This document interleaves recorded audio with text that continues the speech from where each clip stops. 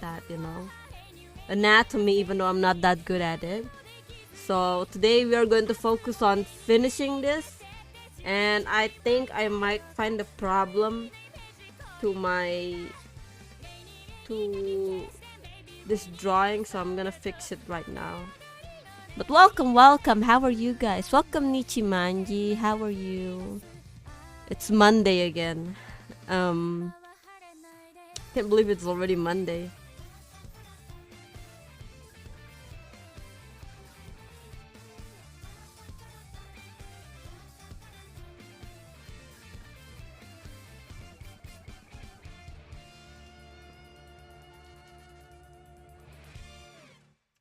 Oh.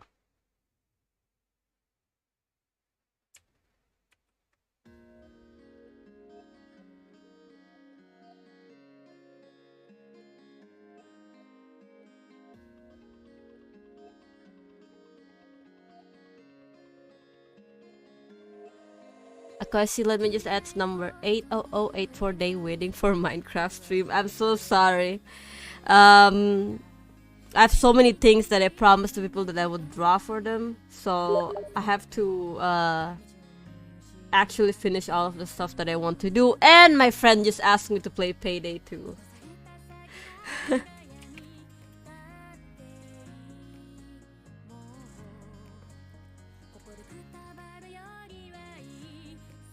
We don't give Akko complaints here. We bully her. Oh my god.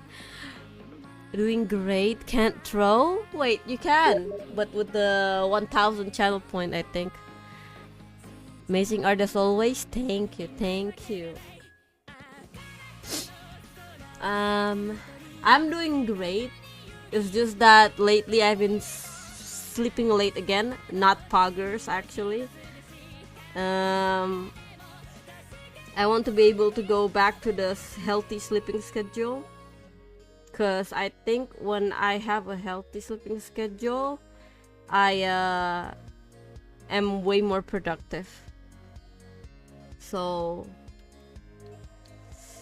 pee pee poo poo, actually, that's my own skill issue.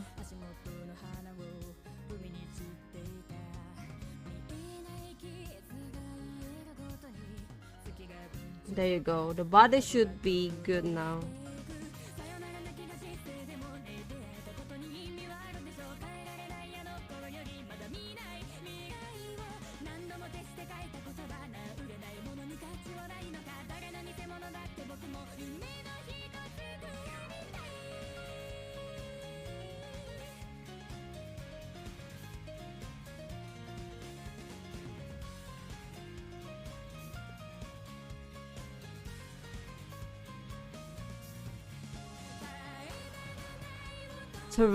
That's a realistic woman. Body shame on you. And realistic? Well, you're watching a VTuber. Technically, I'm not real as well. So that's unrealistic streamer of you. Okay.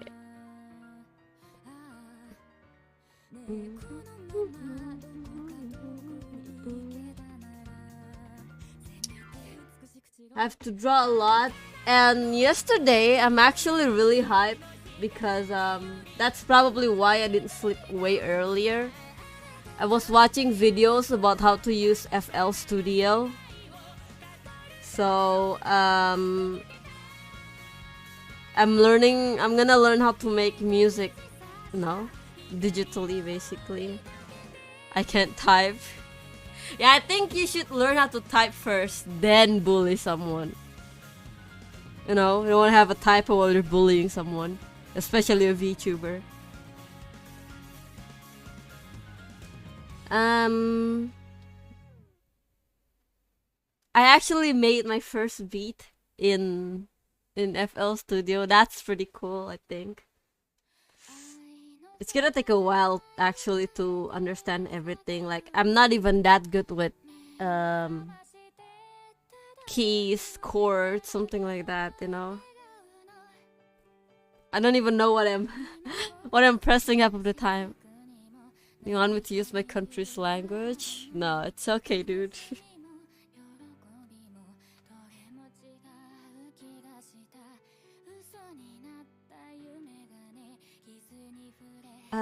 Okay. I'm pretty much done with the hand. So I have to get the booba part right now.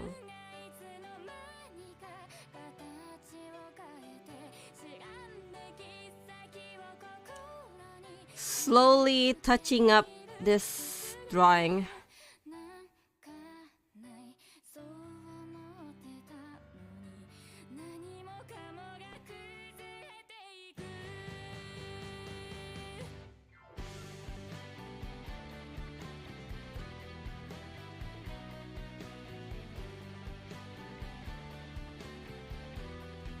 Oh, no, my sticky notes.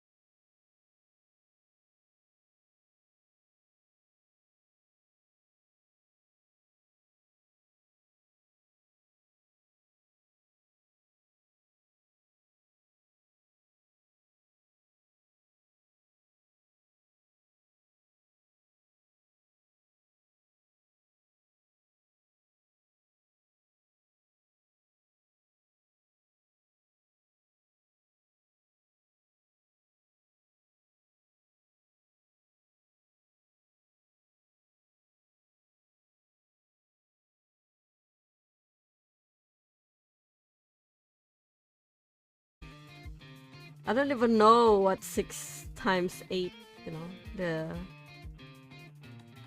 the actual answer. Just have to make a bunch of edit after texturing.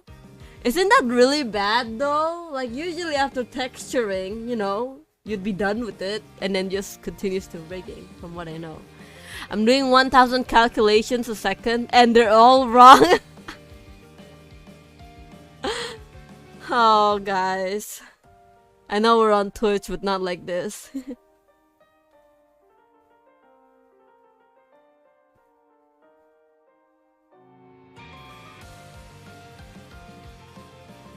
Yeah, kinda. I wish they said it all earlier, but Sag. Good luck with that, Katsu.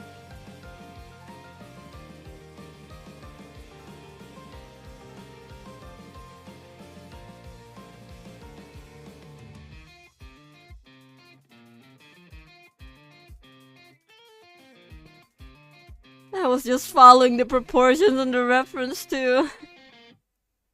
Can't believe Aconite is a matter baby. What's a matter baby? Nothing much. What's the matter with you?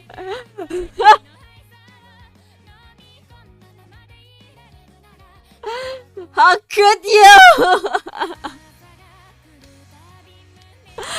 I do not accept this.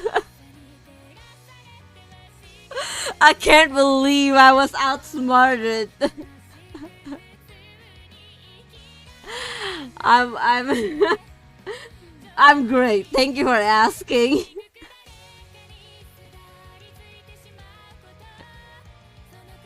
Hello, Shiny Whisper 18. How are you?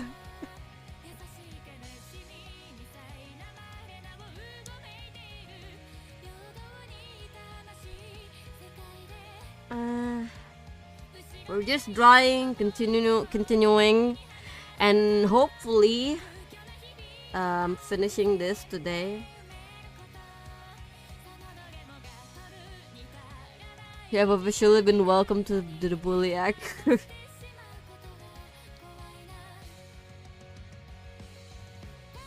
Hi Echo, hello Misty.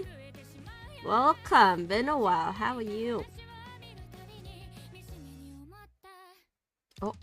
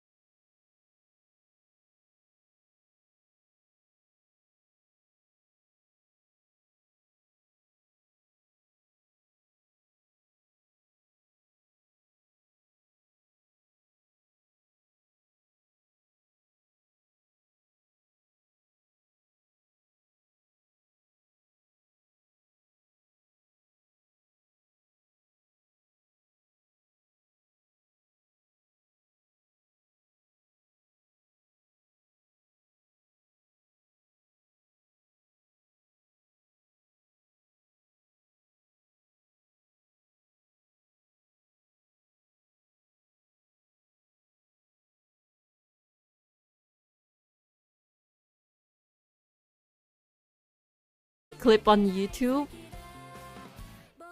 Who? Me?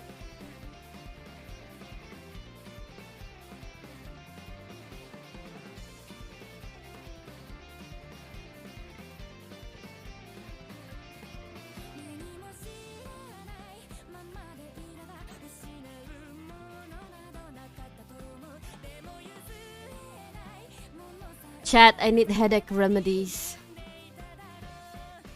You need a headache remedy? Go sleep.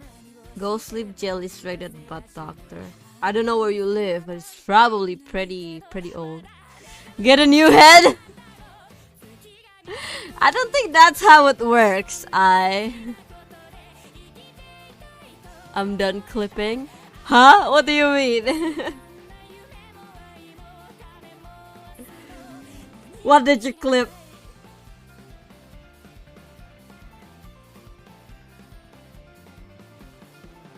I'm this close to get my sub sniper. No, don't do that.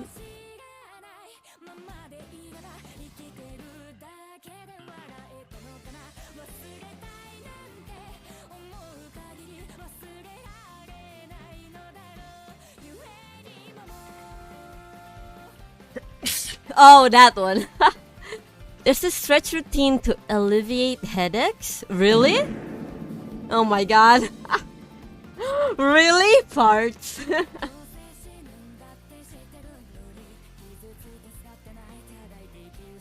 I'll sleep, but first, fart. Good night. Good night, jelly straighted butt doctor. Sleep well, I hope you get well soon. Make sure to get enough sleep, unlike me. Type 1 if you want to get shot by my sniper, and 2 if not. Type 2, guys. Type 2.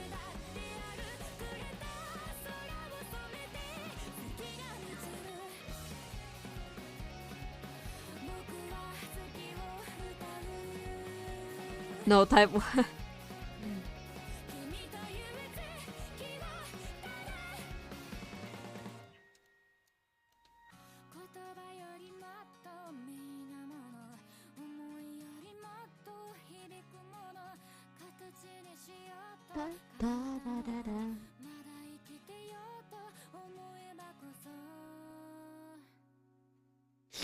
Might as well do the wings at the back.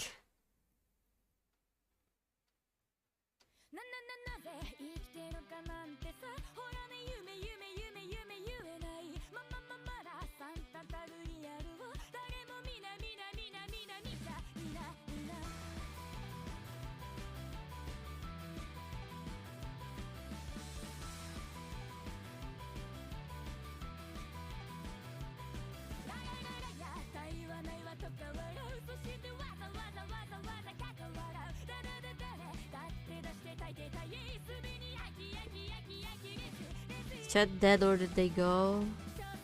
Minding their own business.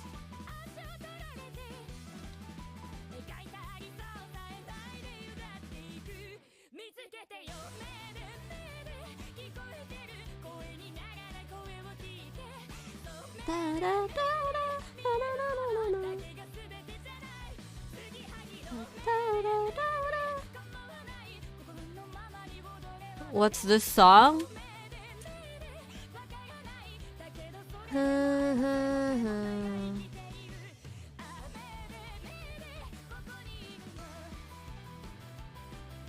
Here you go.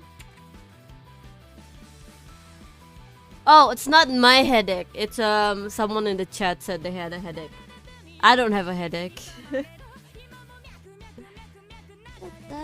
I only have a headache when I'm hungry and then didn't get, you know, didn't get food.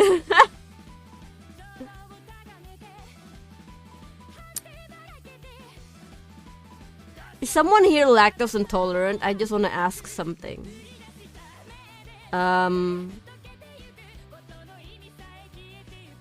Something regarding milk.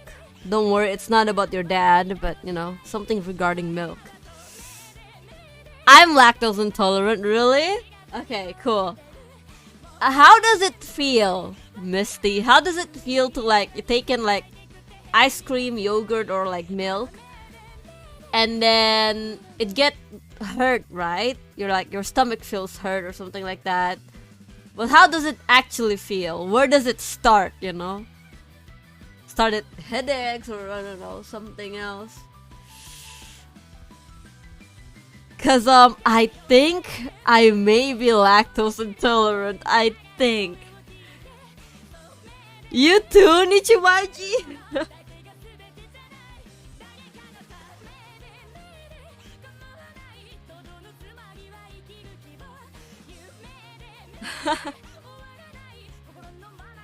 You okay with yogurt, ice cream, and cheese? So it's just milk for you then. As long as it's not too much. Okay, okay. So if it's like actually milk, it's not that good. Like it starts to hurt then.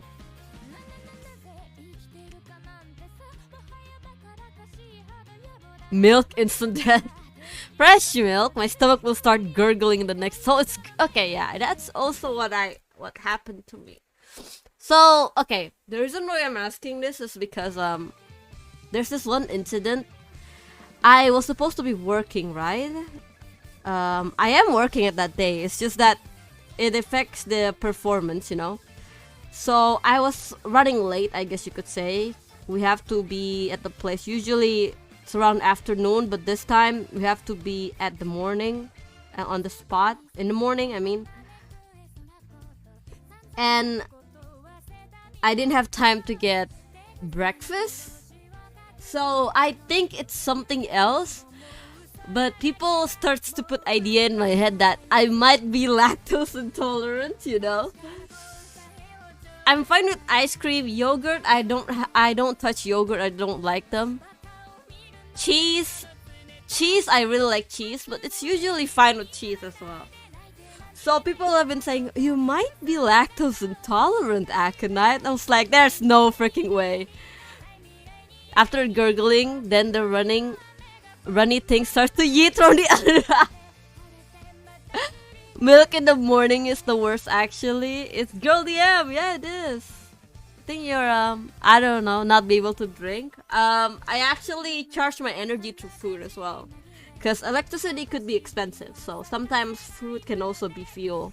But yeah. So milk in the morning is not good for people who are lactose intolerant, huh?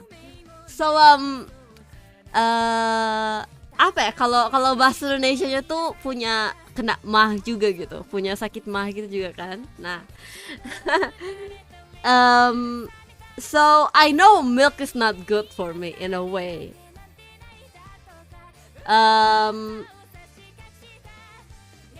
Food okay, but water and other drinks, it's considered as sustenance, so yeah, it's okay. Scientifically, we're not supposed to be able to drink cow's milk. Really? I didn't know that. So, yeah, people have been saying you might be lactose intolerant, Akon. That's like, there's no freaking way. There's no way. Anything but milk, please. Makanan pedas also instant death for me. I actually really like spicy food. I have been holding myself back from putting too much spiciness in my foods. Mainly because I would suffer after that. As we get older, our body can't digest lactose. Me like spicy, but I know I can't eat too spicy. Oh, try other milk?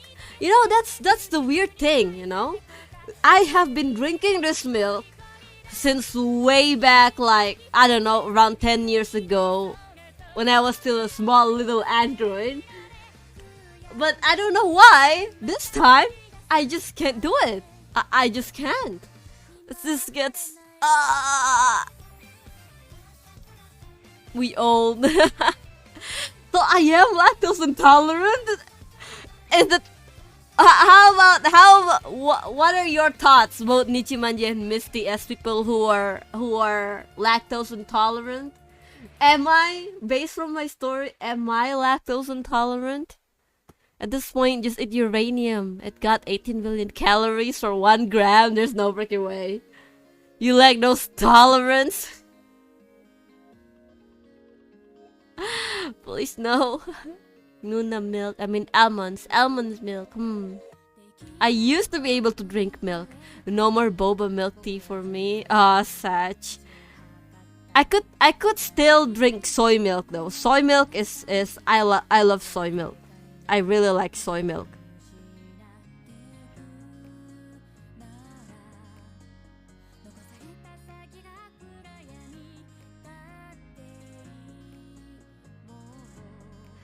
The thing is, every time I order latte, I need to change it to outside, which is 11k more. So that you don't get the stomach ache. Udah lama nggak minum kedelai. Ya, kedelai. Ya, bener kedelai. Bukan keledai. I actually always drink it every Sunday. Or like, mostly I drink it every Sunday, you know? It's really good. Any nut alternative is fine. Nut. Literally taking in these nuts. But yeah, I love soy milk. But I don't really like soy milk that don't have sugar in it, because they kind of taste like an off-brand what's it called again? That bear milk. Apa ya namanya, lupa anjir. Because if can other milk, then it's just the cow's fault. Susu beruang ya, lupa tuh apa anjir. Every week deh, yang rutin sekali ya. Almost every week, okay? It's mainly because I go out every week, so I had the chance to stop by at the supermarket and then, you know, get the milk. Dragon milk. I see you, so I see you, lactose intolerant. I see yes, resist to drink full carton of milk. Too bad, milk is milk is amazing, not gonna lie. Susu beruang tuh susu sapi, dragon milk, or beruang milk. Susu sapi, logo beruang, iklan naga, yes. Man, even to this day, we don't know what milk is that. It's probably cow's milk, you know? It's probably cow milk. I'm pretty sure it's cow's milk.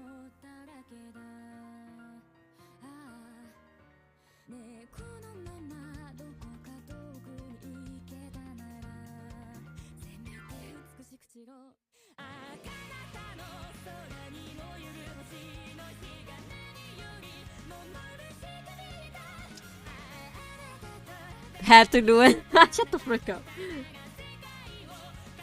But yeah, I guess I am lactose intolerant, huh? I'm self-diagnosing my own problems. Not good, by the way.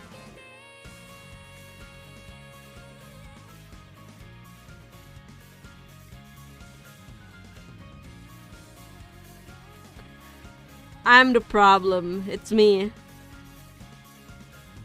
That's literally what I just said.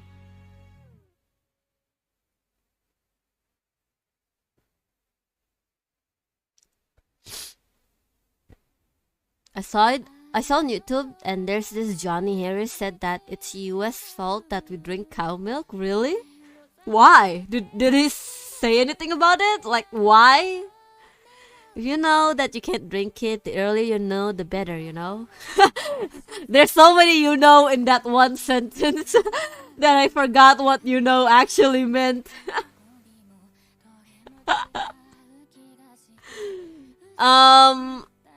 I guess yeah, it's good. But I kinda like milk. You know, I kinda like milk. Like, if I have to choose between tea or milk, I would definitely choose milk. Which one would you choose? Tea or milk? I mean, we used to drink goat milk. Yeah, goat milk is also a thing. That's why it's actually one of the things that I was like thinking, why do we raise goats, by the way? Because it's not like sheeps, they have wolves, right? But why do we raise goats? And then it dawns to me when I like play Stardew Valley that you actually have to milk the goats. And I was like, huh? You have to milk the goats? I didn't know that.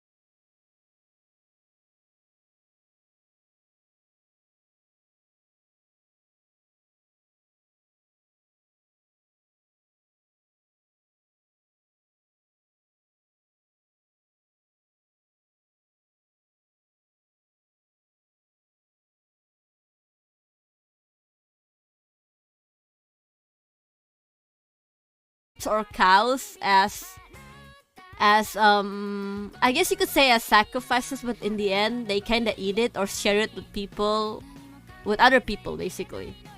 Just 3 more hours, dude. That's easy. Learning, but will you fix it? No. You see the title, New Week, New Me? No, that's not a thing in this channel, okay?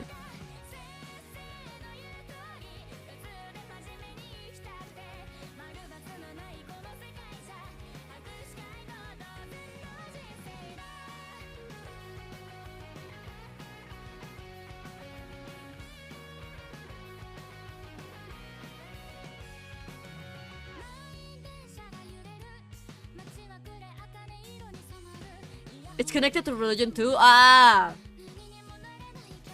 But that's the first time I hear about that. When there's a baby born and then you slay a goat. Or something, I guess. Cool, cool.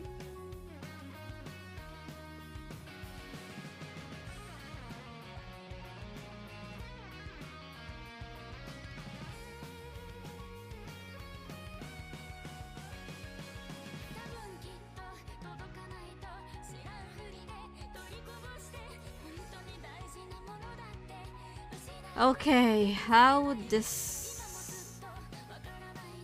Let me see what I can do with this, There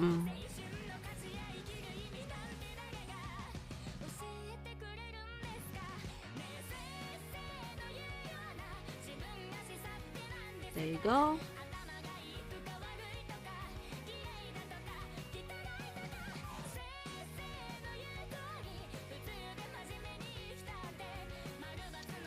It's like common sense, but it isn't in Google. Well, if it's not easy to find on like common sense.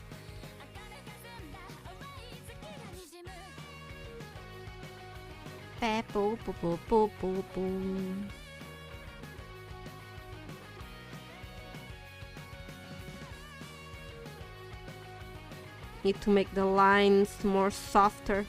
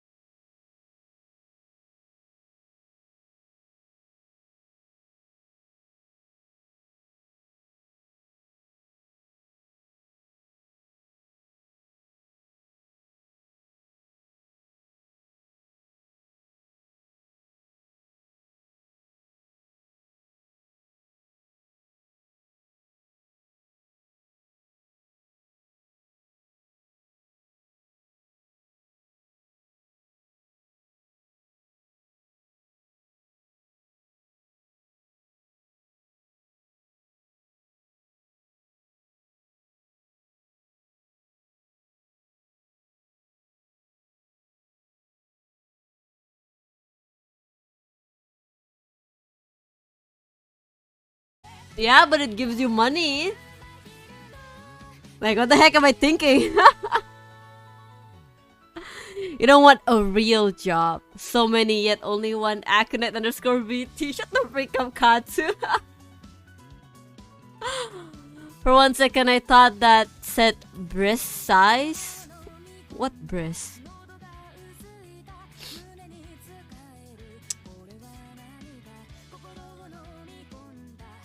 So, can I ask something?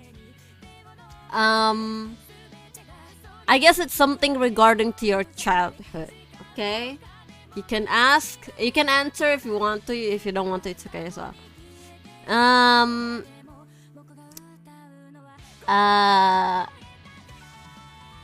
What was your dream job and what did you end up as, basically?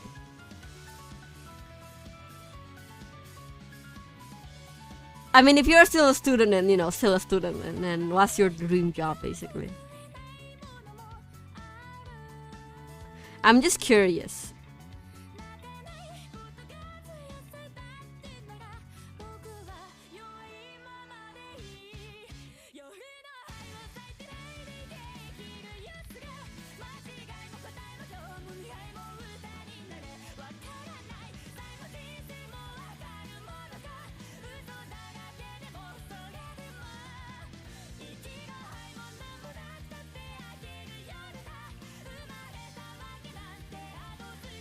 Programmer slash pro gamer. My dream was to be a common. What's good? Long time no see, Echo. How you doing? Hello, Monsieur. Welcome, welcome. I'm doing great. I'm doing great. Just drawing. I'm asking my chat what their dream job is and what they end up as right now. You know, there's still time, so you guys are gonna be something else probably, but I just want to know. How are you, Monsieur? I'm doing great. I wanted to play football, but smoked weed and that didn't happen. Now work in hospital. Sheesh, hospital. Isn't weed like legal in the outside world? I don't know, it's just weird like this. Oh, it's weird. Hog rider. My dream job is to become prime minister. Too much watching kingdom genre, but Indonesia doesn't have prime minister, and also I don't want to be politician. But prime minister are politicians.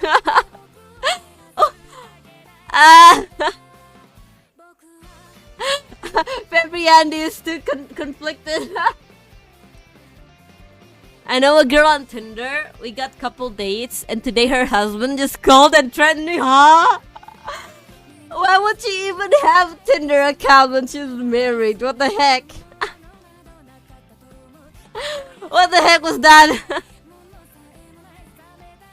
I want to be artist, but in uni studying IT, and now this AI art is messing me up. You wanted to be an artist, but you're studying IT. I was actually in your spot a few years back then. What happened? I quit. The expectation, the in real life expectation was too much, and I don't know math. I don't know calculus, man. I don't even know she has a husband. We both got played. We both got bamboos.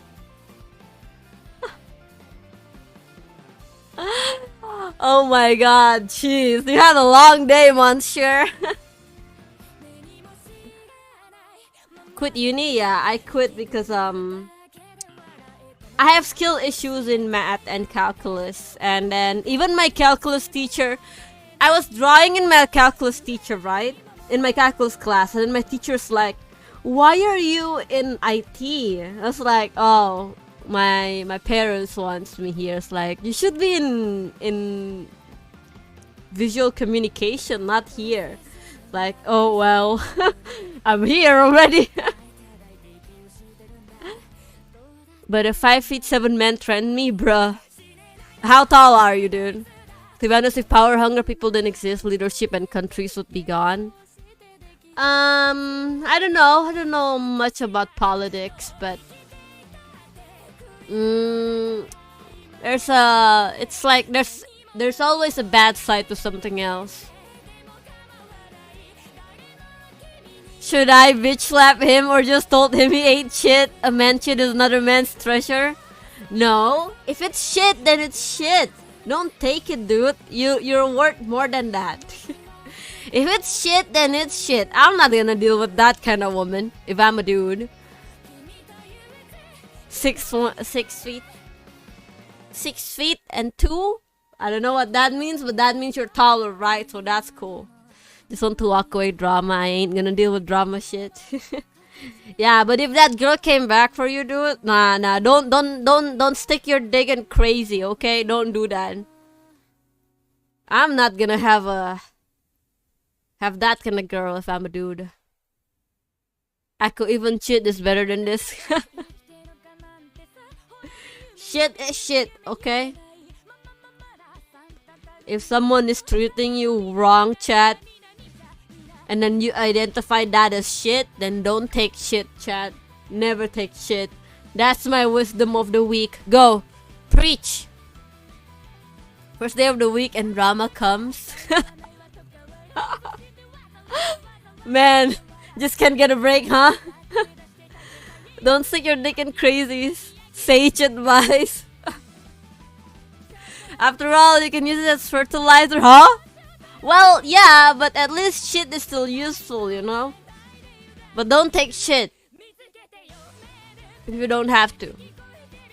Married a girl, decides to cheat on her husband. I'm pretty sure they'd do it again, even if it's a... Yeah, pretty sure, yeah. So a farmer would think shit is treasure.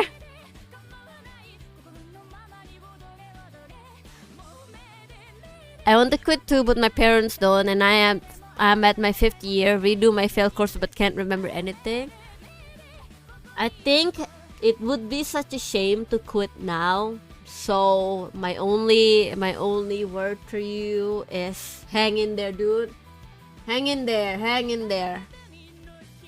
I mean, you survived for 5 years. Another 1 more year won't hurt you. It probably will, but you gotta hang in there, dude. I'm so sorry, but it probably will.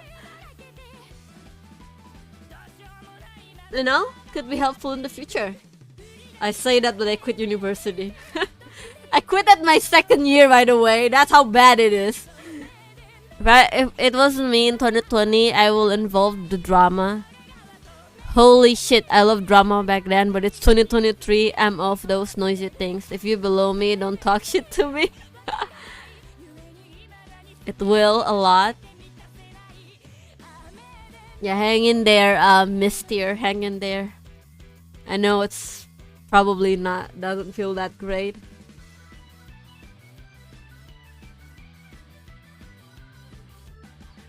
University is fricked, but life is more fricked. Well, university is for your life, so it's kind of important as well. Again, I say that while I dropped out. You better be fricked by uni and got that experience to use in life. The bad thing is I'm 1 year left before university kicked me out because of 6-year limit. Well, if you're still there, you're still eligible. So, university can't do shit as long as you pay them, you know? If you hang in there, you better than Echo.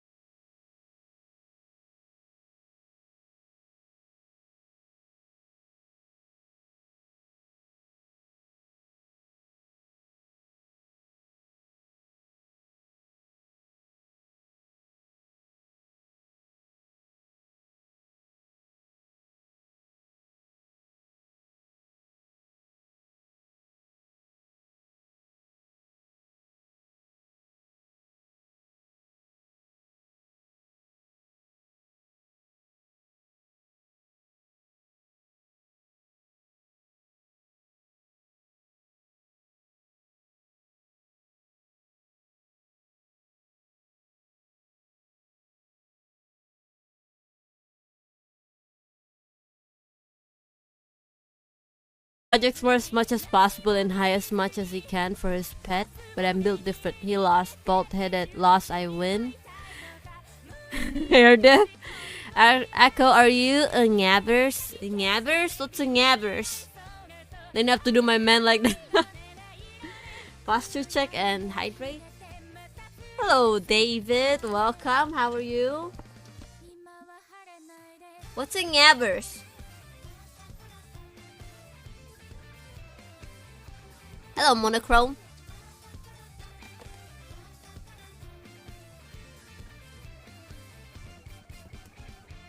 Thank you for the hydrate, dude. Thank you, Van. Thank you. Okay. Let's continue this.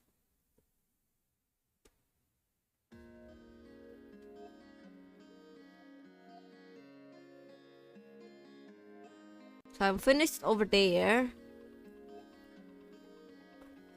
Should I finish the rest over here and then go over here? Now that, I don't know. Probably.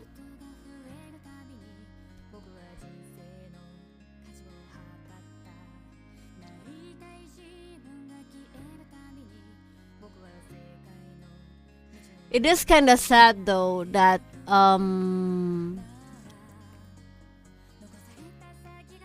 that sometimes when people don't really like you, like for example university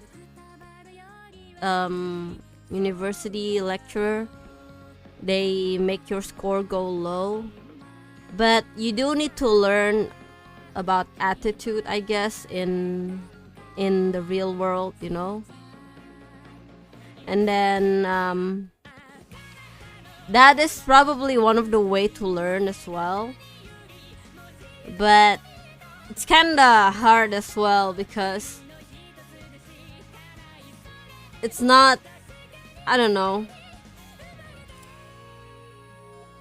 I got a fail mark once because I was so tired from doing all my work for you know, like homework and something like that.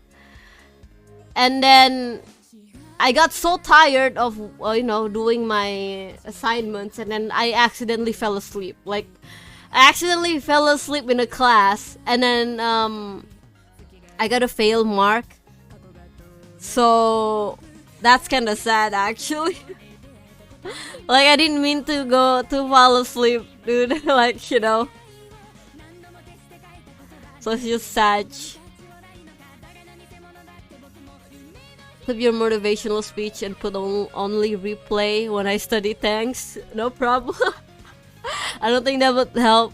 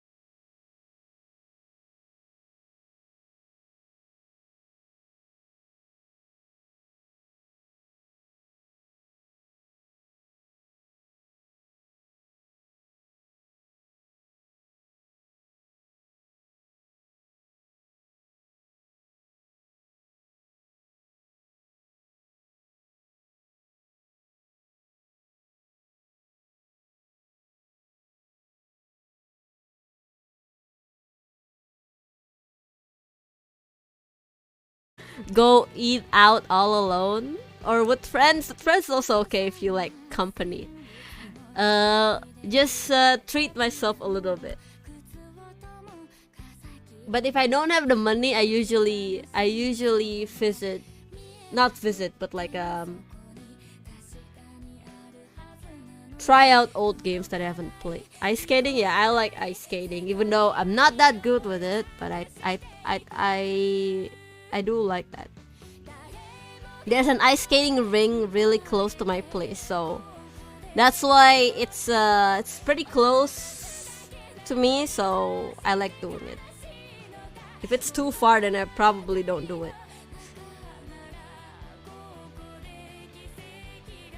Are you burnt out with something, Vanta?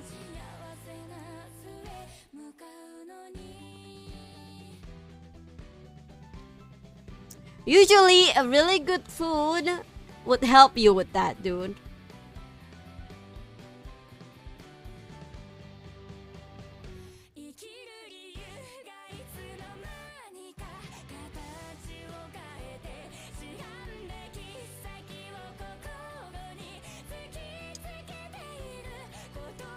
This is wrong.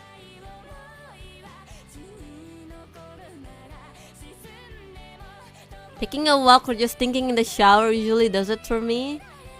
That's kind of rhyme. What rhymes? Yeah, that's why like going somewhere all alone usually helps me, you know? I don't know. I like going out. Is it kind of like sad? Because the other day, someone laughed at me when I said, I don't mind going to an amusement park alone. When you're burned out, just do things that's not related. Yeah, just do things that is not related to it. Like, I got burned out with gaming, by the way, for like a few days last month, I think. And then I don't even want to play any games. So I just stopped and I bought a Netflix subscription because I've never had one before. And I just binge watch movies, basically.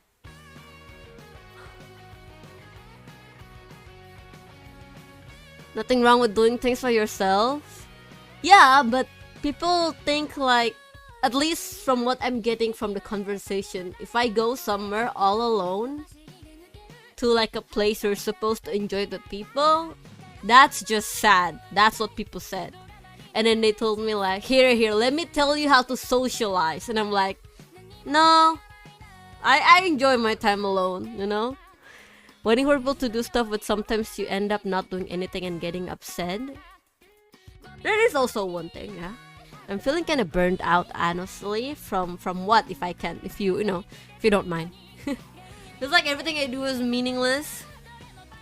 That's a stigma usually, but it's actually harder to enjoy time on your own, really. No need to answer it if you're not comfortable. It isn't sad. I like doing things alone, but if someone wants to join, they are more than welcome.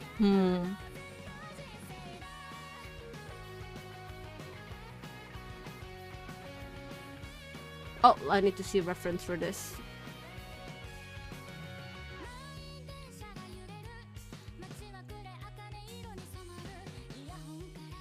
But yeah, I thought. But don't worry. What the other people said doesn't really, like offend me or something. It's just that it gets in my mind, Like, oh, is it? Is it that bad? Like, I don't think so.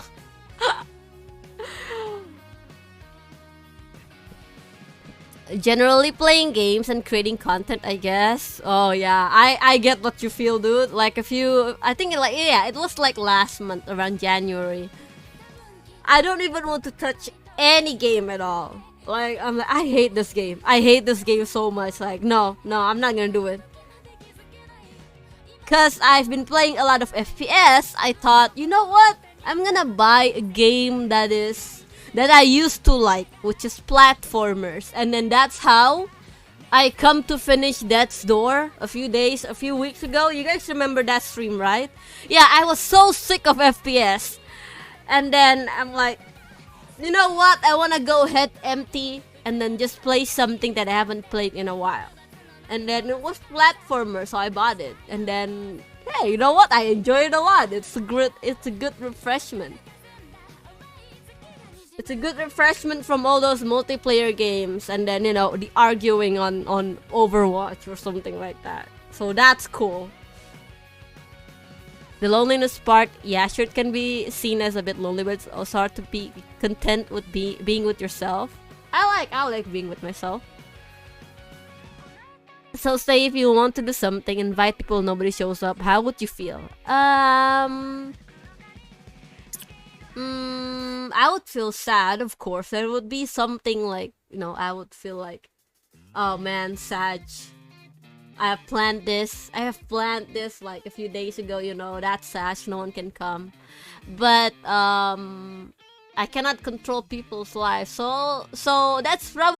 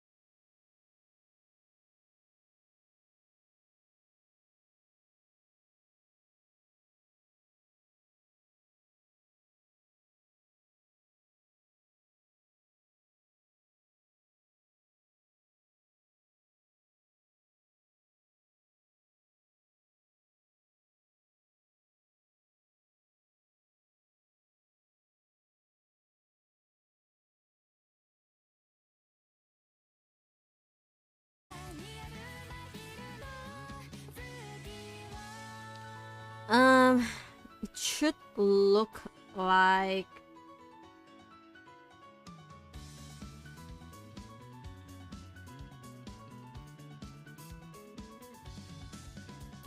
And then there should be like a little bump over here. Is it on? Okay, it's on a different layer. Cool.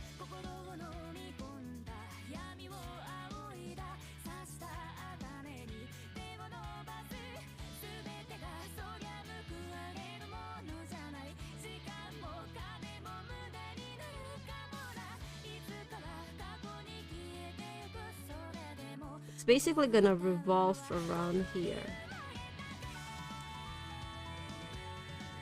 Cool.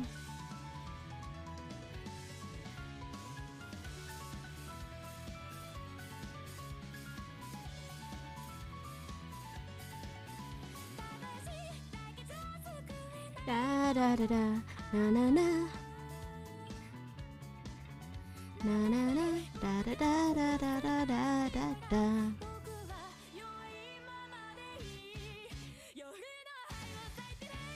And then this part goes inside like that. And I guess some light over here. Cool.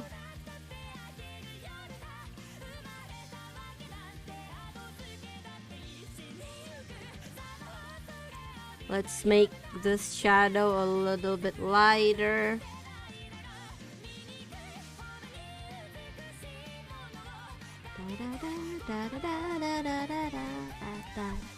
I love your shading. Thank you, thank you. I'm trying my best. Echo, I got the chicken plushie Fuwa was hugging. Really? How did you get it? Have you seen the Alicia drip, dude? Have you seen the Alicia jacket? Alicia bag? Oh my god, it looks so good. It's in white, so I don't. I have a little bit of a, you know, because I like black more, but it's Alicia and it looks so, it fits her so well. No pink, so I skip. Well, it got a little bit of pink.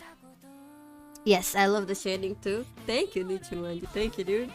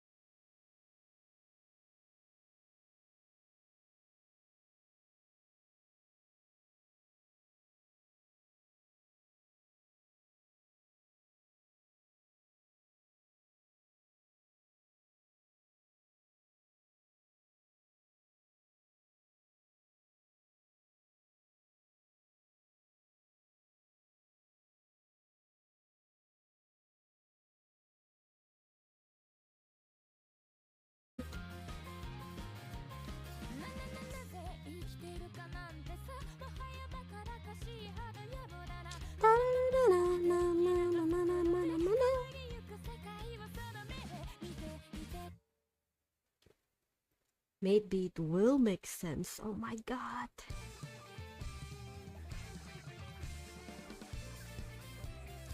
I just need to do random strokes.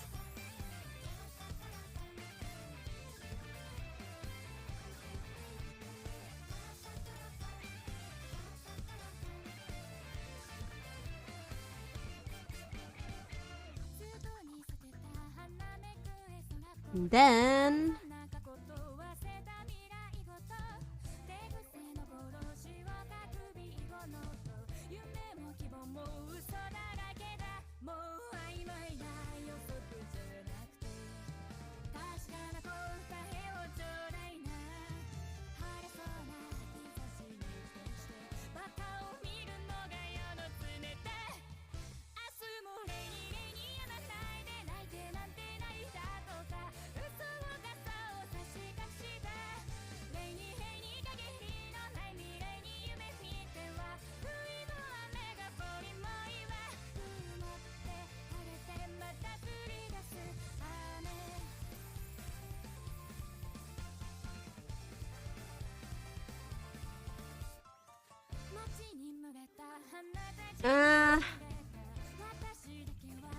I feel a leather dress is hard to draw, huh? I underestimated the complexity of this dress.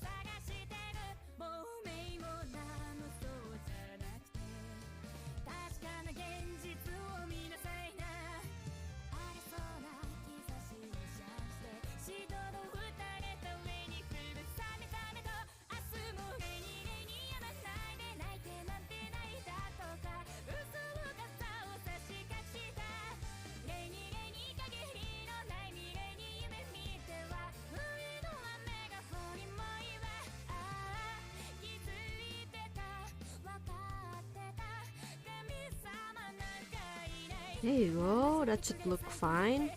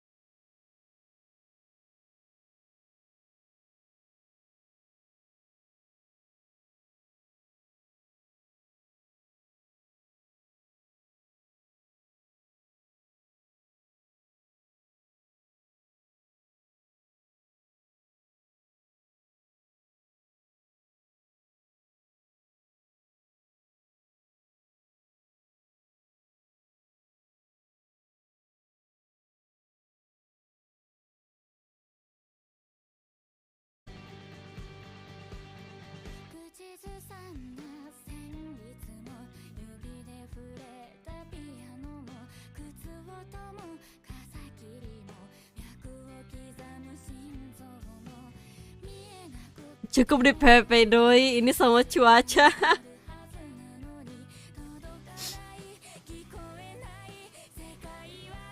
It's okay, paci-paci.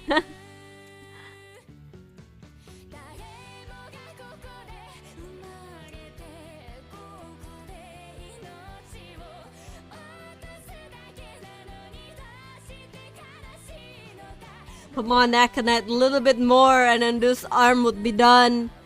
And then you could move on to this arm, and then you move on this area, and then everything would be easy, Aconite.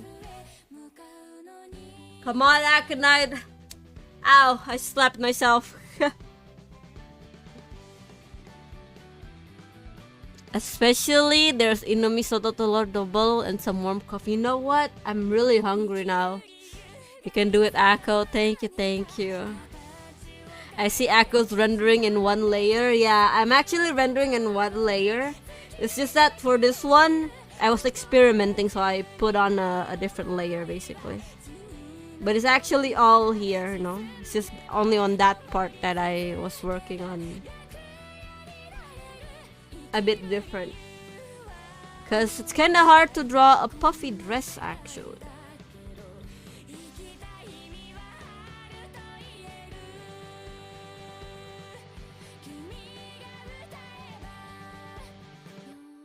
I've been rendering all in one layer all this time since I was learning from that one tutorial. I actually like drawing on one layer now. What a coincidence, I'm doing that too. Nice. Ethan? After I'm done with this arm. I need to be done with this arm. I cannot eat peacefully with this arm around.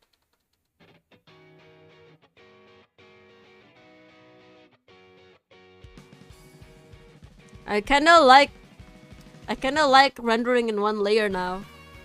What a flex. I used to be scared of one layer. I used to every layer needs to be separated so I could like edit it really easily, you know.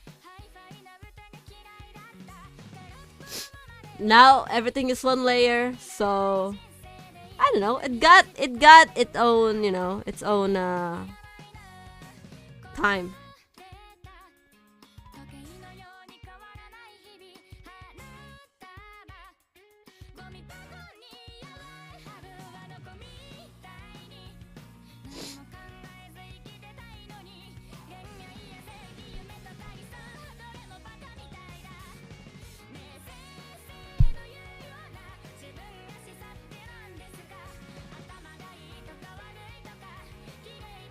Like once I know how to render in one layer, I don't want to go back.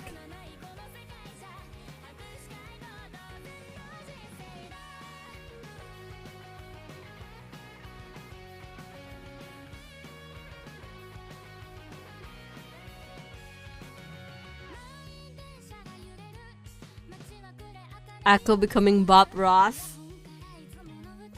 I wish I was as chill as that dude.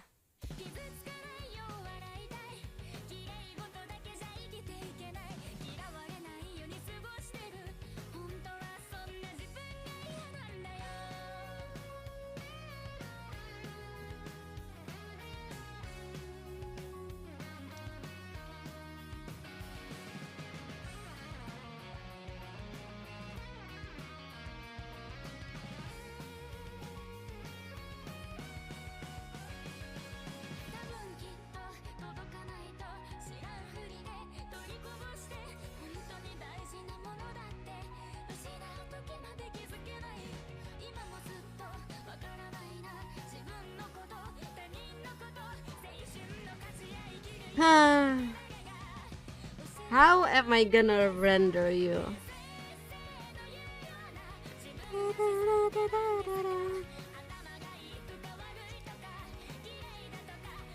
Hello Akko, hello Loner, welcome. How are you doing?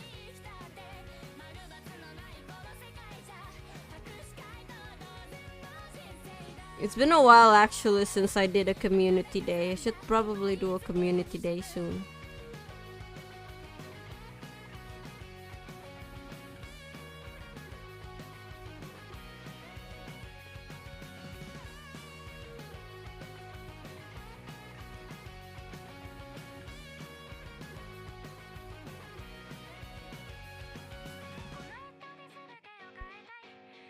How are you, loner?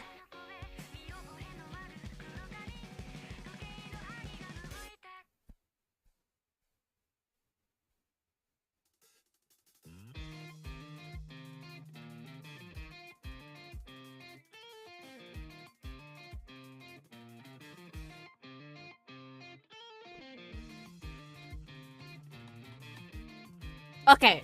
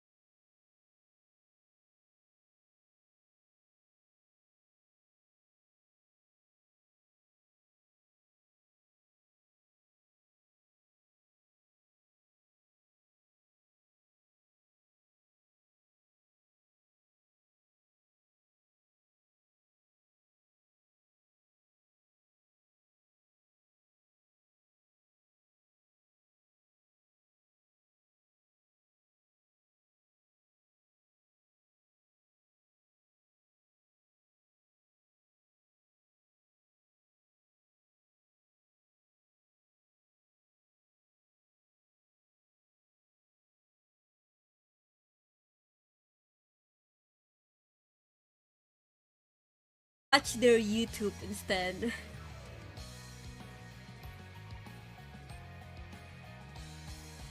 Like I just started watching streamers. I usually read manhwas. Manhwas? Oh, you usually do manhwas instead of streams, huh?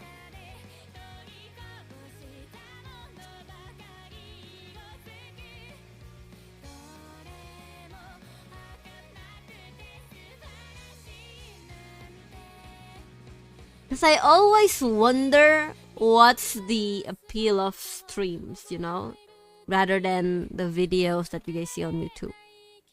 I don't know. I always wonder for the stuff that are like going on in the background. I just like to wonder sometimes. Come on, Aconite, just disarm.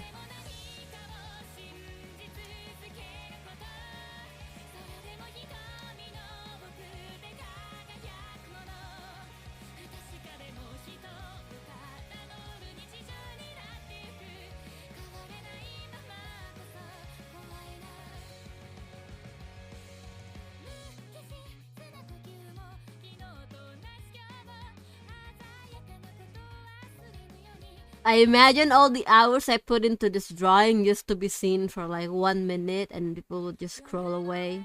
Oh my god. Can help. Ah! My intrusive thought starts to speak. Excuse me. Pardon me, ladies and gentlemen. If I want chat, I'll go to small stream. If I just want noise, I'll go big stream. That also makes sense, actually. A lot of people do that.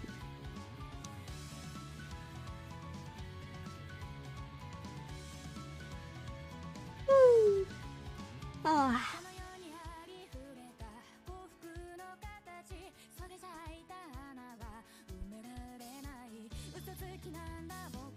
Yeah, that's probably why. I agree with Miss Tier. Small streamers do have way more.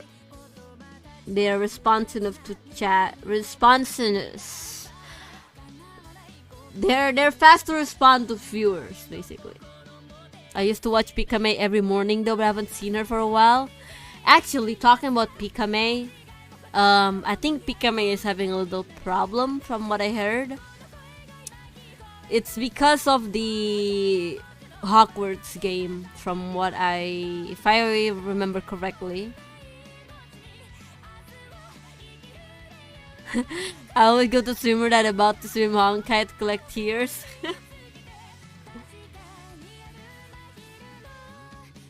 Oh really? It's Pikami? Yeah, apparently Pikami doesn't really play the Hogwarts Legacy game, but people were like, I think, pressuring her to do something about it, you know. But she don't play the game, but people were like pressuring her about the game. And then you know how it is on the internet, people could take everything way too extremely, you know. So I think she's taking a little break from the internet because of that. From what I heard, I don't know if it's true or not. There's actually a lot of people who got harassed for not saying something about that game. I think she was planning to play it but got some threats about it before she actually played it. Oh, so that's what happened, yeah. Cause I see a lot of people on, at least the people that I'm following, they weren't really planning to say something or even playing it in a way. They were just staying silent, you know, and it's just like enjoying their day. But people were pressuring them, come on, be on our side, you know. So it's kind of weird that when they didn't say something, they got threats as well. That's crazy. Hogwarts is just Elden Ring with wizards only. Not that good in my opinion. Less spells than Skyrim. But yeah, it's kind of sad that everyone was so torn apart just because of a game.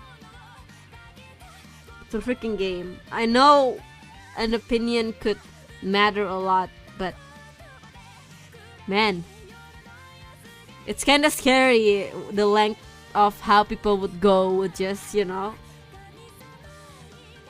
I guess hating on each other. It's not hating on someone but hating on each other, because both parties kind of hate each other, you know what I mean?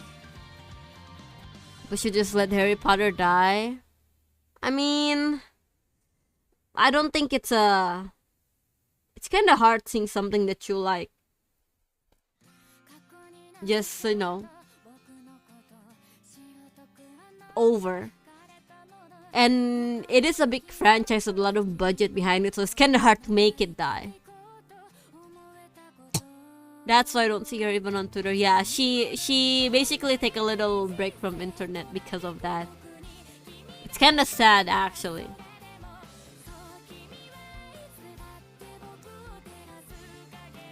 The story is not that good. I actually don't know. I don't watch Harry Potter. Because my mom was too religious, so...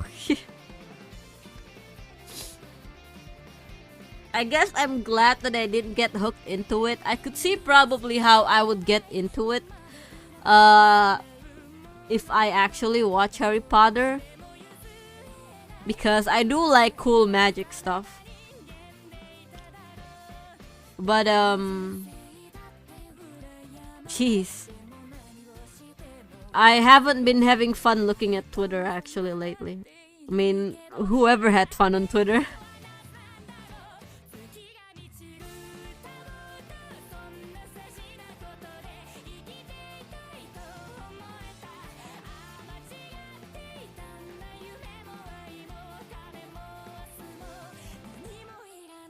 I know anime wizard stories write better.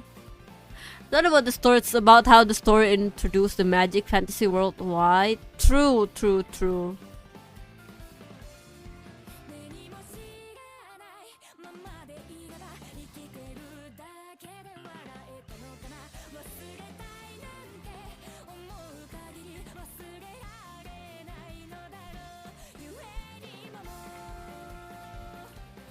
You know, it's always different. Like, things that came out way back earlier in the world, they have way more sentimental value because we kind of grew up with it, you know. Not on it, but with it, basically. So, that's probably why the franchise is still alive even to this day.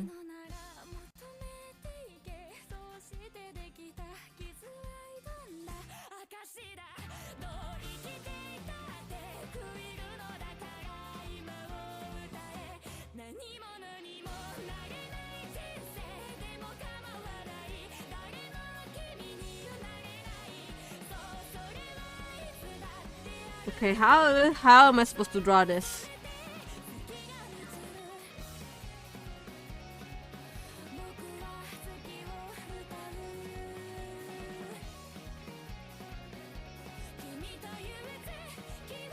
They keep recycling the same story till now. Well, people have their different tastes, dude.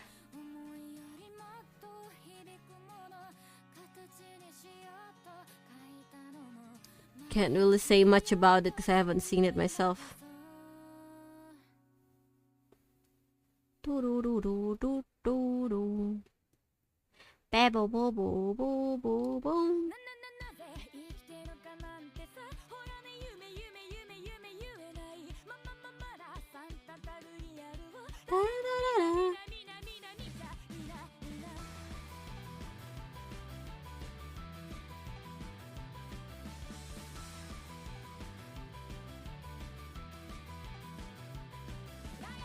Oh my god, it's chaotic the past few weeks, huh? I hope it gets better. That's the only thing I could do.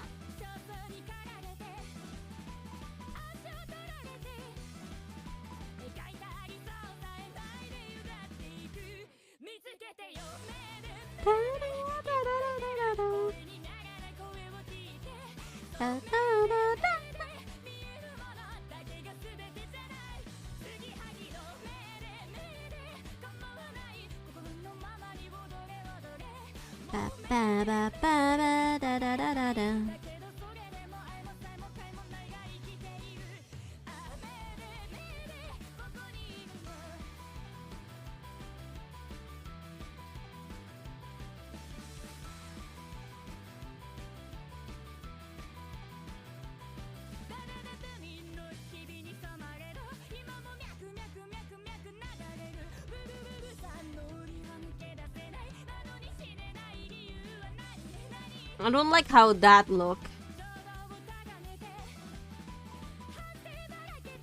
I should see a reference. Come on, Aconite, it's just this one.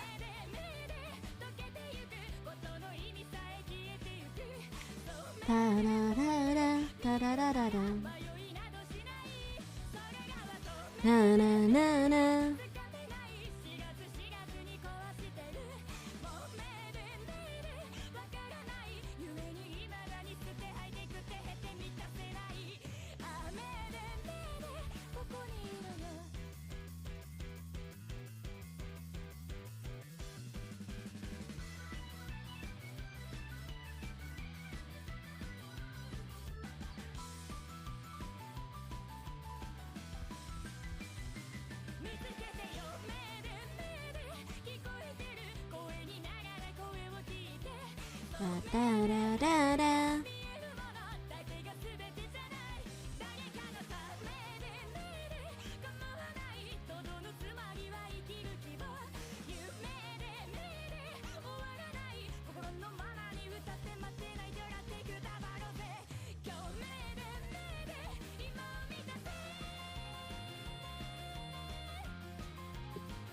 I think I know what's wrong with this, but I don't know. Now, other than Mega Man Battle Network, Street Fighter 6, I don't think there's any new games I'm looking forward to this year, unless I forgot some other title. I actually haven't got into fighter games. Maybe I should try it out one day.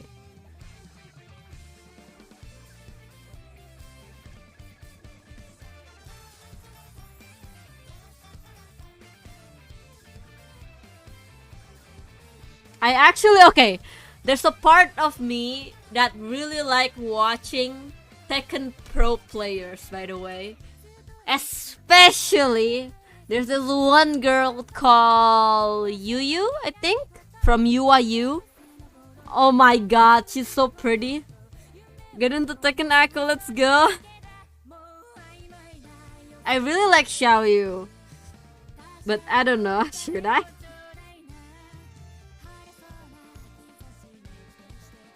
I know, Xiaoyu is really cute.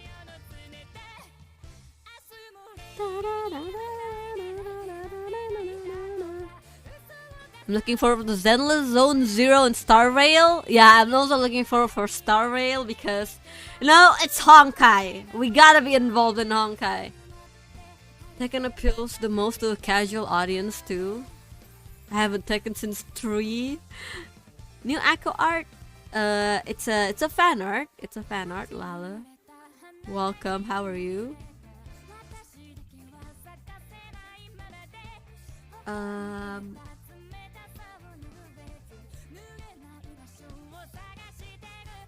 actually don't know. I haven't seen Zenless Zone Zero. But about Star Rail, I think it's mostly because it's Honkai related, so I want to know basically. Been a while. It's Honkai 2? Really? I didn't know that. It's been a while, yeah, Lala, how are you? I think I don't really want to play too much gacha game, because if there's too much gacha game, it's just gonna be work instead of a game. You know what I mean, right?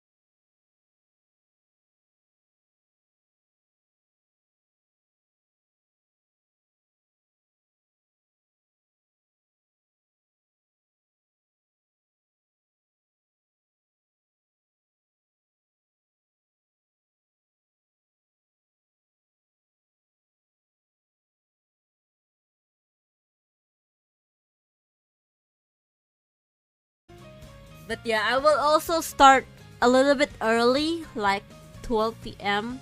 So we could have a lot of gameplay basically and longer stream.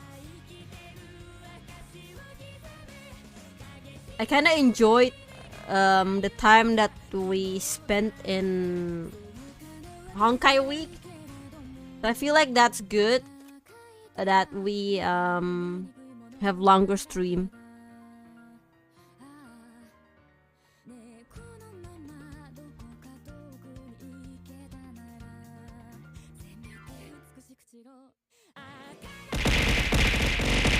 Oh my god, what the heck? Why do you do this?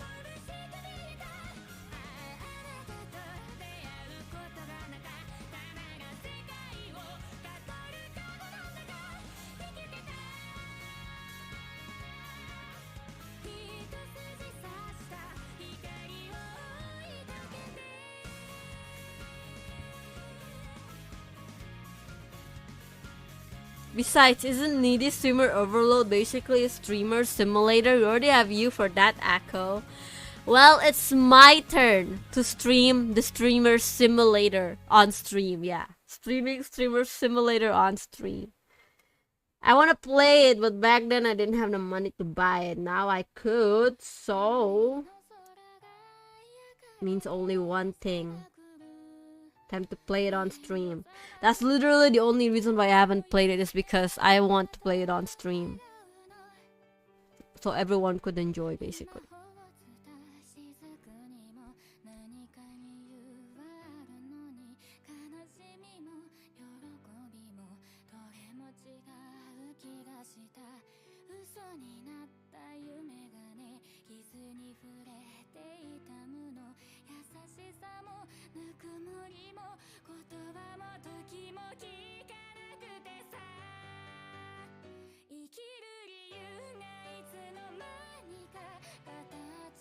I feel like this side is done. I just need to clean it.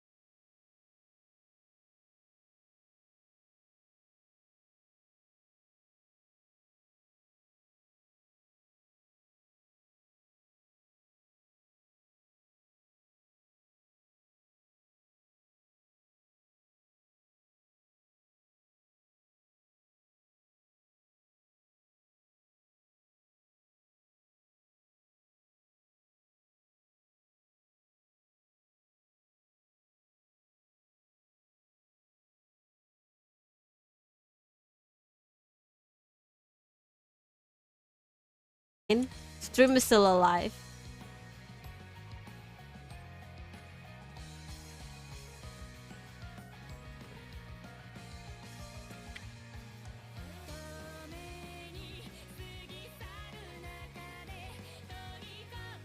It went from this to this. Anyway, I think we should save this.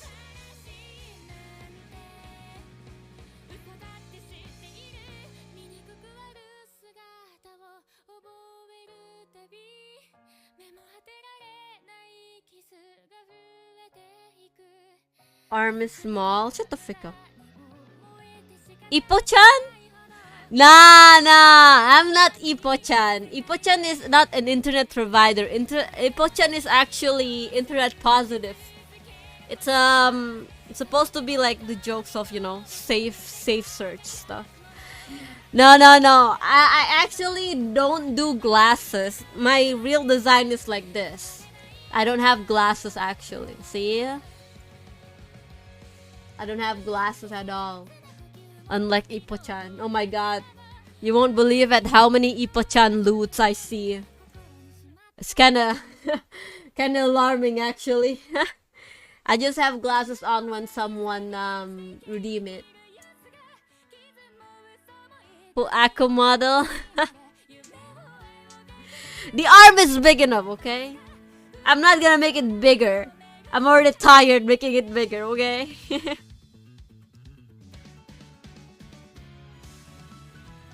Maybe this arm needs a little work. How could you? Hello, my Nihongo brother. Nice drawing. Yes. Eigo juzu desu ne.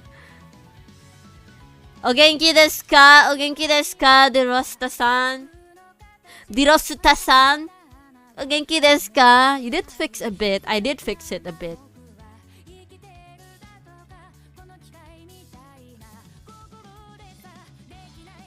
Let me just save it actually.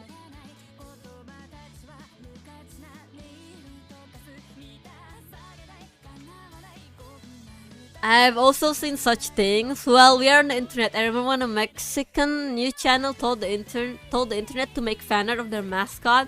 You can guess what happened. Yep, I can already see what happened. If it's on the internet, then there's gotta be corn about it.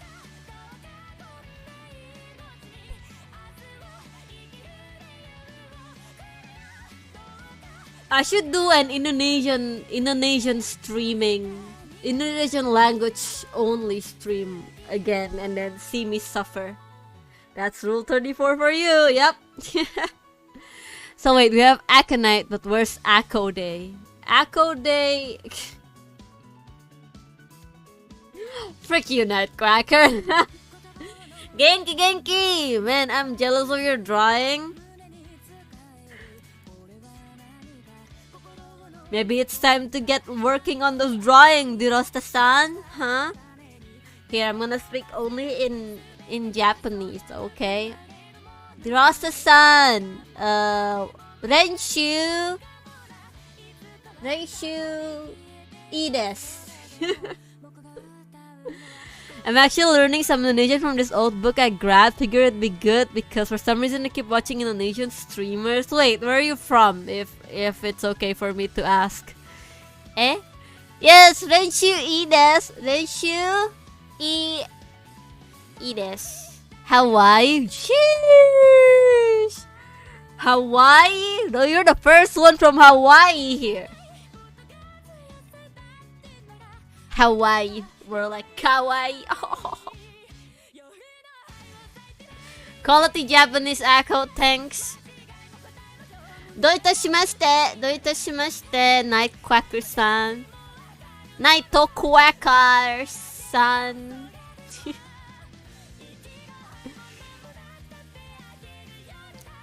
No, don't remind me on that. I'm currently drawing on a project, so let's see. Oh, really have a project, Sag. I do have a project as well, but do I work on it? No. This is a bad example on the internet. My sticky notes is gone! What the? Where's my sticky note? Oh, there you go.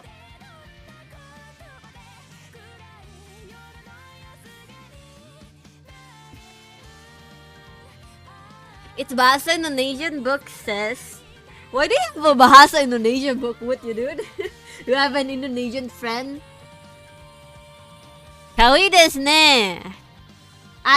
Yeah. Kawaii janai yo. Kawaii janai yo. Futsu desu. Do you have kawaii-kan on Honolulu? Really? Man, I want to go to another event, but with a lot of money. I keep going to events being broke AF. Like, okane ga nai. Then I cannot buy stuff. Sad. Sticky notes turn out to be not so sticky, huh? Yeah, it's not so sticky, but it's Honkai sticky notes, so I like it.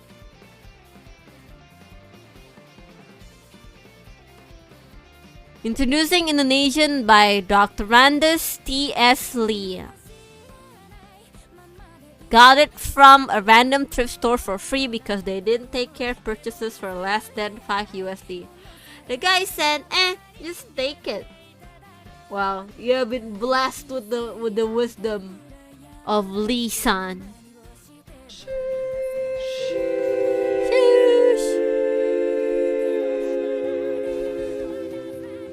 Okay, let me check the validity of that book, Skag. Come on, Skag, tell me. Tell me one word and I'll see if it's true or not. As an Indonesian, as a native, I will judge that book. Come on, give it to me. Oh.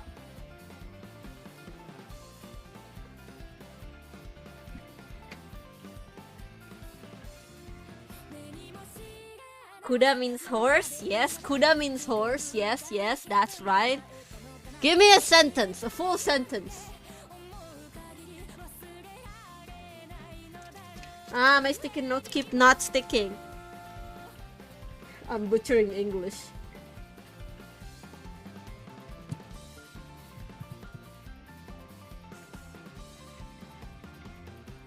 What do you call a disc-shaped shrimp? I don't know. What do you call?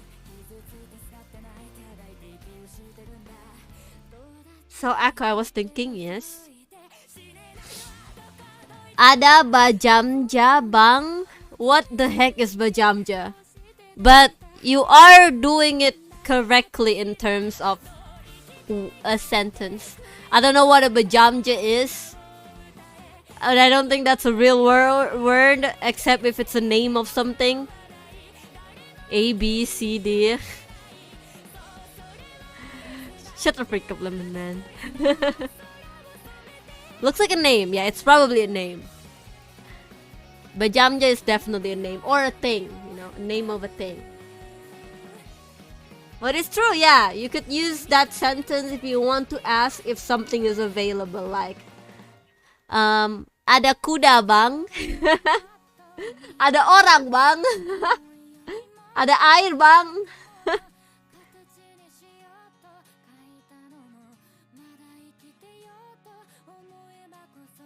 The opposite of purple is yellow, so Akuday might be yellow themed. Why are you guys taking Akuday seriously?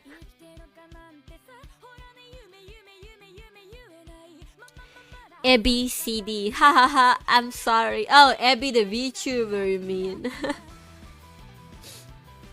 Oh, Ebby as in Japanese. Oh, okay, I get it now.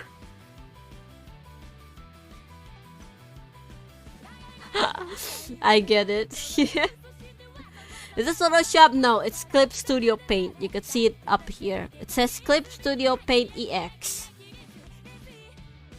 Says it's a sentence if a housewife was asking a peddler about their food. Yeah, it is about asking if something is available or not.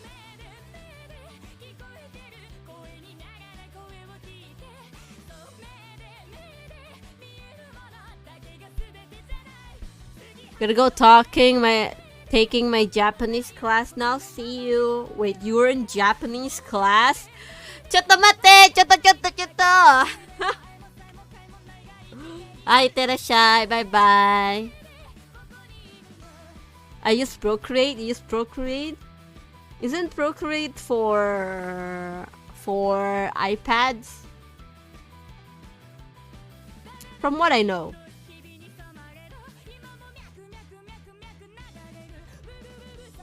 Okay.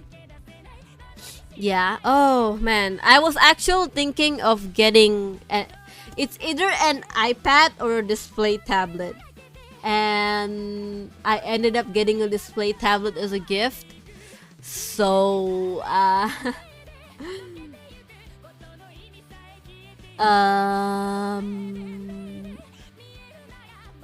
don't get an iPad. Procreate on iPad. Use Adobe Illustrator. I don't know about that. I don't really like Adobe programs actually. Display tablets are poggers. Nice. But iPad make you can draw anywhere. True, that part is true actually. Or the stuff you can connect to it.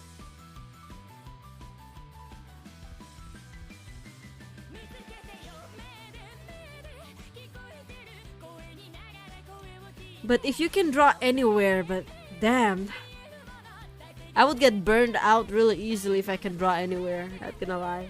Because that would be the only thing I do outside. But it would be great. It would be great if if I am someone who likes to go outside, like to a cafe or something, you know, and then spend my time there. That would be great.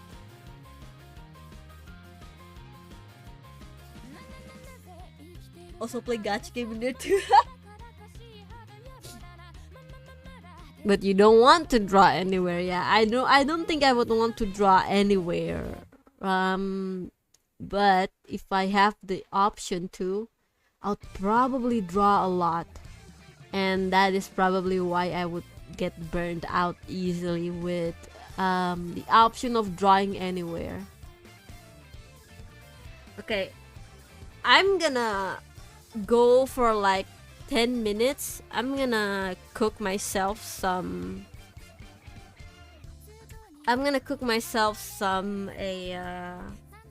Indomie.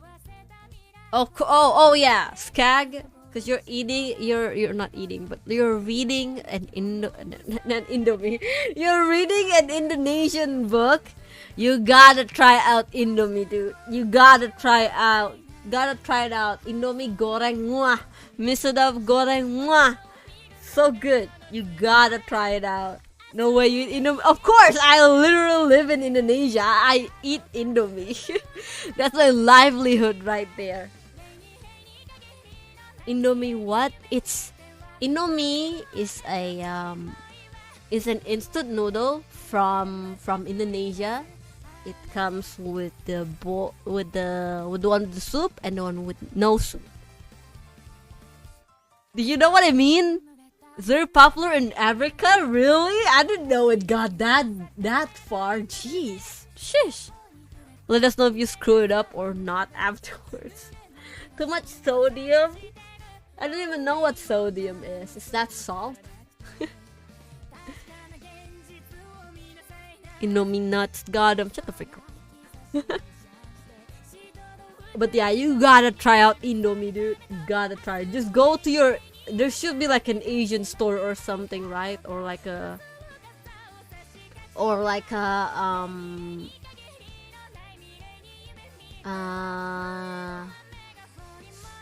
And like a big supermarket basically. Hawaii has a bunch. That's great. Okay. You have that. That means you gotta try out Indomie, dude. Indomie. Gotta try it out. America store has big packages of Indomie. I've tried this, really? Like, it's kind of amazing actually that it goes that far, you know, to Africa, to Hawaii. My grandma made it for me as a kid. You gotta eat it now. It'll fulfill you, but don't eat it too much though. Don't eat it too much. It's like addiction, you know. Everything that's too much, no. Hawaii has a bunch of Asian foods, really? I didn't know that. I know the Netherlands have a bunch of Asian food because a lot of people like migrate over there or like move over there, but I didn't know about Hawaii. You know what? I should probably. I'm gonna go to the Netherlands in June, so I should probably sneak in some Indomie in my my my bag. Compared to Nissin, which is better? I actually haven't ate Nissin instant noodles. I actually have some below, but it's in the little glass packages, you know, unlike Indomie. I have mine with tuna. Yeah, yours with tuna. Sheesh. I know in the package there's supposed to be a chicken with it, but I'm so sorry, guys. Indonesia have a lot of stuff with false advertisement. The instant noodle doesn't come with the chicken, okay? On the behalf of all Indonesian, I feel sorry. I'm saying I'm sorry that you guys are scammed. If you guys are looking for that fried chicken inside that fried noodle, inside that instant noodle package, it's not there. I'm so sorry. As an Indonesian, I am ashamed, but I could assure you that the taste would be great. I only learned my mom made chicken wrong all my life when I tried some homemade fried chicken from a roadside. So it really that's messed up. Scam, lol, and I know. Yeah, I'm so sorry. It actual taste. Problem is my mom made food for my brothers who didn't like any spice. Really? Echo, hey, hello Gaylord, welcome. It is girl DM, yes. It's her magical girl outfit. Their 2D model. That's some good empanadas from them too. I don't know what empanadas is, but you cannot live without spices, dude. Why is everyone red today? What do you mean red?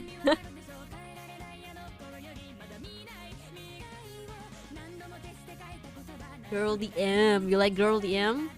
Aku made when? I actually made one made illustration back then when I was still super sad hot dog.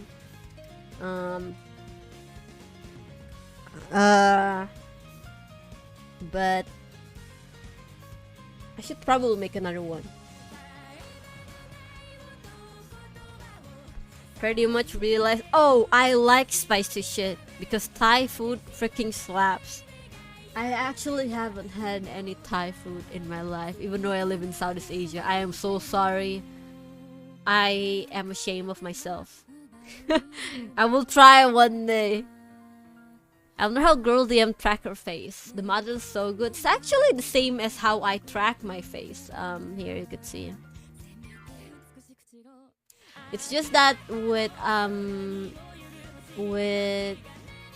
2D model, some what's called that? Some movements are a bit restricted, you could say. With 3D, the possibilities are endless. She actually used an iPhone as well for tracking. It's just a matter of the rigging actually, and then getting it. I forgot what it. Getting it adjusted to your face. Yeah. She's using Viroid too, if I remember correctly. Not anymore. Her other model are actually really good. The one that, you know, got trending. Her 3D was really good actually.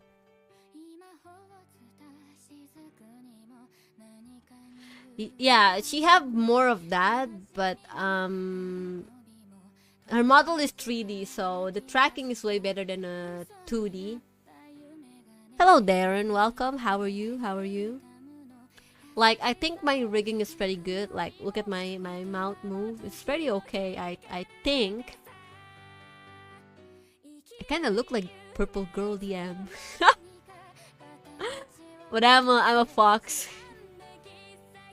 More thin crust and more meat slash cheese in there, but depends on who makes it.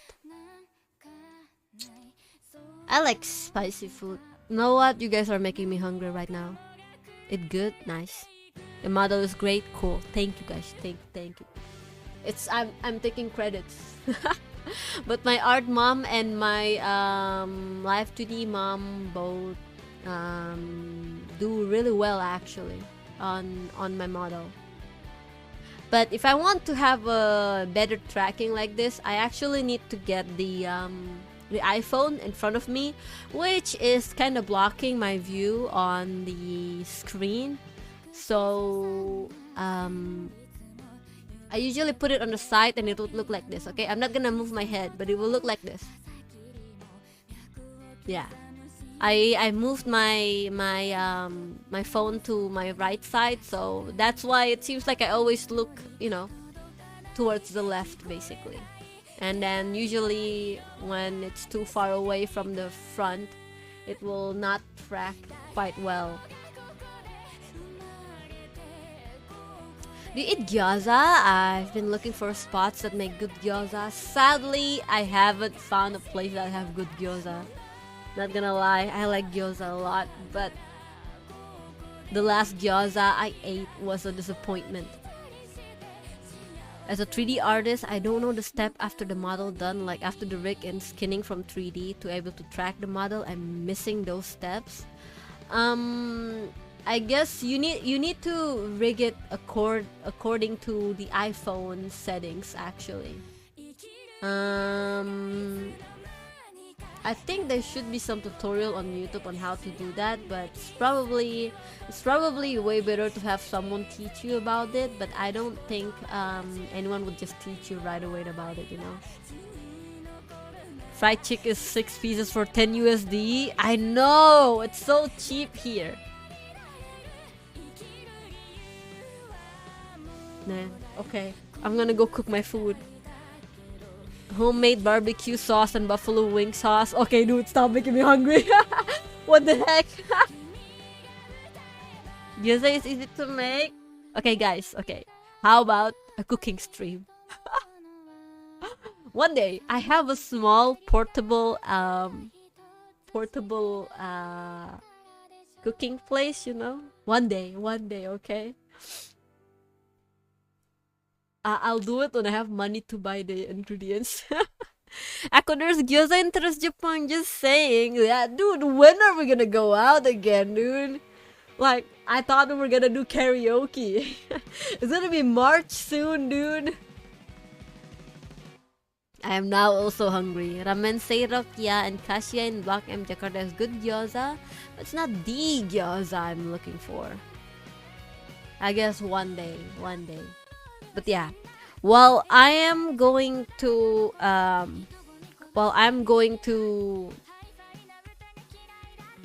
cook my Indomie, I'm not gonna end stream. I'm just gonna give you guys some video to watch while you guys would wait for me. Okay.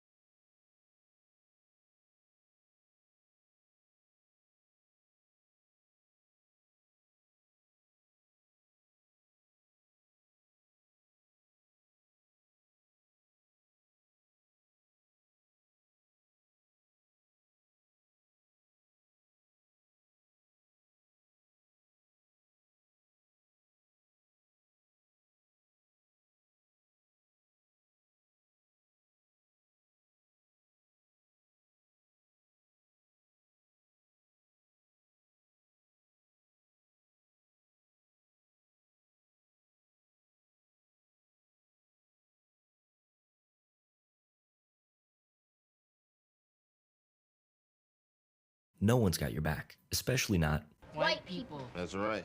Yeah, I guess historically we've kind of been the baddies.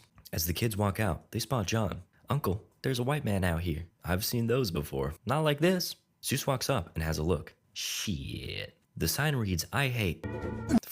For some reason, I'm incapable of uttering this word. Moving on. Zeus walks up and inquires as to why John is acting a fool. Man, you've got about 15 seconds before those fine gentlemen over there notice you. And just on cue, they start walking up. John quickly explains the situation. That explosion earlier is going to happen again if I don't do this, because this weird German dude wants to play Simon Says with me. Oh, yeah, I hate when that happens. Now on his side, Zeus tries to ease tensions between John and the kind gentleman. John gives acting crazy a shot, but this merely invites violence. Things quickly escalate, but Zeus spots and snags a pistol taped to John's back. He holds off the attackers, while John nearly becomes part of the pavement. The pair hop in the taxi and speed off to the police station. Upon arrival, John learns from a psychologist that this Simon guy is really into him. He wants full control over you. Yeah, what else? Put on a dress and f me. Would that really be all so bad? Just think of the lives you could be saving, John. Then, an explosive specialist, Charles, arrives with the bomb of Simons they found. He explains that it's a dual liquid-based solution. Once mixed, the charge becomes primed. Check this out. Thank you, Charles. Very cool. Suddenly, the phone rings. Hello, it is I, Simon. He exchanges pleasantries with Walter before requesting John come to the phone. Hey, listen, about the dress. What are you talking about? Anyway, please bring your friend on the line. Zeus pulls up and chimes in with a hearty serving of attitude. Well-laid plan up your well-laid ass. Oh, Simon didn't like that. Though, he calls back soon after. Simon says you and your new friend will go to a payphone and answer my call within 30 minutes. Before things are wrapped up, Walter attempts to bargain with the maniac. What do you want? Money? Not even all the gold in your Fort Knox would satisfy me. I want John. Goodbye. Now more than ever, the police force is convinced they're dealing with a schizophrenic lunatic. In order to please him, they're gonna need Zeus to cooperate. Because it seems, for better or for worse, he's now part of this mess. Zeus, you're gonna have to come with us. No, I don't think I will. This is a white man's problem. He runs off, but before he can escape John's sight, he's lured back in by the fact the bomb they found was in Harlem. Alright, I'm in. The pair head to the designated location, but a heavy problem arises. This absolute chonker is currently using the phone. Police requests have no effect, so Zeus uses shout. It's highly effective. The woman scurries off and John answers the call. Simon inquires as to why the line was busy before letting slip that he knows it's cause There was a fat woman on it. Wait, this means Simon is watching them. John scans the building, but finds no one. Then, Simon informs him that there's a little present for him in the trash can. You know, the kind that goes boom. Unless you can solve my riddle in 30 seconds, you will go boom. What is full of holes, but still holds water? My girlfriend? The pair call back with their answer. What? No, it's a sponge. Having failed the riddle, John and Zeus take cover. Okay, any second now? Perhaps the bomb is having performance anxiety. Relatable. After realizing they just got pranked, they return to the phone to find Simon, who's all laughs at their misfortune. Though, things quickly take a turn for the serious when Simon issues an impossible challenge. They need to hit up another payphone at a subway station, but it's on the other side of town. If they don't make it in time, the passengers of said train will reach their final destination. That's a good pun. Please clap. Not looking to be outdone, John accepts the challenge with open arms. John, we don't even have a car. Well, we do now.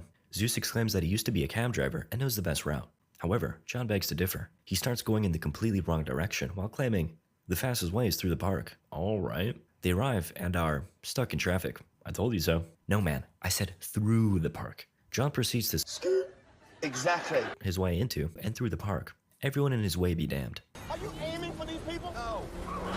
Maybe that mine. Fortunately, no one is harmed, I think. After dodging some trees and momentarily taking flight, the pair find themselves back in the congested streets of New York. Ever quick on his feet, John uses the taxi's transmitter to phone up the police. He provides them with his access code, then alerts them of 2 downed officers nearby. Of course, there aren't any, but this allows John to ride the tail of an amber lamps. Upon arrival, him and Zeus split up. John heads for the train, while Zeus goes for the payphone. About that train, it's, already in transit. With no other option, John hops on for the ride of his life, tempting death in the process. He hangs on for dear life before crashing his way in. Inside, he searches for the bomb while getting acquainted with all the friendly passengers. This looks sus. Indeed it does. Meanwhile, Zeus rushes into the station but catches the attention of a cop. He heads for the payphone, which is once again occupied. No worries, Zeus, just politely asks, Get away from the goddamn phone! Okay, that works too. Uh-oh, now he's really got the cop's attention. Zeus is held at gunpoint while back inside the train, John deals with his time-sensitive issue. The liquid begins to mix as the bomb primes itself. At the same time, the payphone starts ringing. Get up and get him in the air! I don't care if you shoot me, I need to take this call. Zeus does so, and Simon informs him that he failed. John needed to be there too. With just seconds to spare, John tosses away the bomb as Zeus takes cover. The train comes flying off the tracks and into crowds of people. Though in the aftermath, we learn that there were no casualties. John and Zeus reflect on the fact that they were never supposed to make it there in time. That challenge was impossible. The bomb was supposed to go off. Before they can enjoy a moment's rest, the pair are brought into a truck where they meet with Agent Andy and Bill, who hand them a couple pictures of some suspects. We got Matthias Targo with his girl, Katya, and Peter Krieg, the latter of which is known to suffer from headaches. Don't worry, that random plot detail will become relevant later. Then, this mysterious character in the back reveals Peter's true identity. He's Simon Peter Gruber, the brother of Hans Gruber, the guy John Ice in the first movie. Inspector, it's him.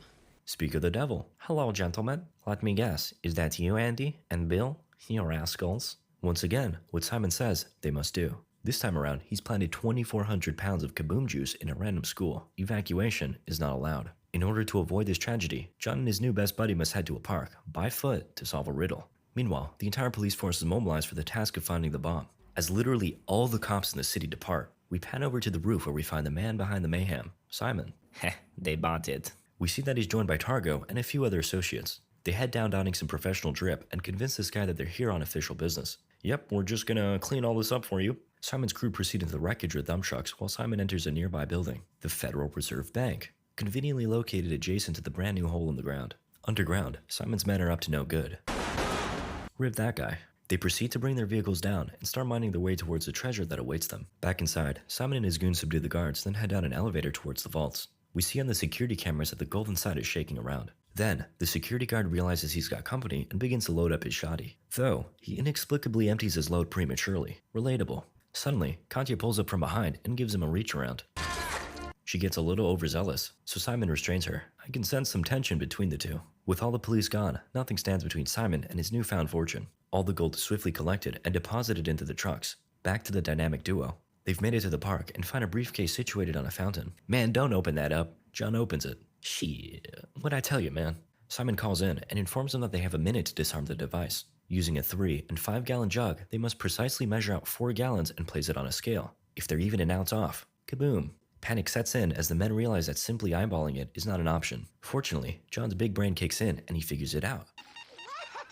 If you're curious about how he did it, I'm sure someone in the comments will answer it. Despite passing the test, Simon doesn't give up any details about the school. Instead, he once again issues another riddle. The pair is tasked with visiting Yankee Stadium. While leaving the park, John spots some delinquents robbing a store. He stops them and they shout, "All the cops are gone. You could probably rob a bank." Oh, shit. They steal the bikes and make their way to the bank. On the way there, John is nearly run over by one of the gold-filled dump trucks. Shortly after, they arrive. "Alright, I'm heading in. You stay put." John pulls up and greets the guard. The man assures him that nothing is out of the ordinary and that he's welcome to check it out. John heads in the elevator with about 3 other Hydra soldiers. Familiar scene, isn't it? He notices that one of them has his buddy's badge number, 6991. Things just got personal. He verbally disarms the goons by joking about how he always plays his badge numbers for the lottery. I got the tickets right here. Our scuffle ensues, but our hero emerges victorious. Then, John spots a mysterious figure coming down. "Oh, hey Zeus." They chat about the missing gold and wonder how they got it out of there. "I know, dump trucks. Like the one that almost ran me over." More determined than ever, they bust their way into a car, and apparently, Zeus is an expert at stealing them. Twitter does not like this movie. Shortly after, they manage to spot the trucks in transit. John calls it in, but nothing can be done. Everyone's preoccupied at the school predicament. Meanwhile, Simon munches on some aspirin while checking in with his men. Unfortunately, they're sleeping in the elevator, permanently. Targo's temper flares up, but Simon eases his worries. He calls up a news outlet and tells them about the school situation. We cut to a phone operator that announces that half of New York just called 911. Now with the phone lines congested, John will have no way of contacting backup. Nonetheless, he manages to find where the trucks were headed alone, a construction site. Zeus splits up and makes his way towards Yankee Stadium, while John proceeds into a tunnel which runs across the city. Fortunately, he's got a little tour guide with him. John spots a dump truck and dons a disguise. Hey, listen, we had a report of a guy coming through here with 8 reindeer. Ooh, got him with the old Santa Claus switcheroo. John inspects their bodies and finds a roll of quarters. Interesting. While making his way down the tunnel, Simon calls in for a checkup. Of course, John picks up instead and teases silly Simon. In retaliation, he blows the dam. Meanwhile, Zeus shows up to the stadium and 2 henchmen have a beat on him. Inexplicably, they don't take the shot. The order said they both have to be there, so they just let him go, for no reason. Then, Zeus finds a note that reads, "Game over," and heads out. Back to John, he continues forth, none the wiser. However, the sounds of rushing water soon become deafening. In an effort to not drown, John backs up, but is quickly consumed by water. Fortunately, he grabs a hold of this latch before taking flight. Through the sheer power of lazy writing, Zeus spots him while driving. The brothers from different mothers are reunited, but the celebration is short-lived when bullets start flying. John snakes his way through the window while Zeus speeds off. Man, you suck at driving, let me take the wheel. John tells Zeus to hang on before pulling off a pro gamer move. The maneuver nearly cost them their lives, but they emerge relatively unscathed. Can't say the same for the bad guys though. John inspects their bodies and again finds quarters. They probably need them to pay a toll. Very clever, Zeus. Meanwhile, the police have somehow tracked down the school in question. Looks like they received a new shipment today. I wonder what's in it. Charles has a look. Yep, that's not good. One of the officers heads at the auditorium, where the kids are currently being held. He tells them they're gonna do an exciting new fire drill. Coincidentally, Zeus's nephews go to this school. This ain't no fire drill.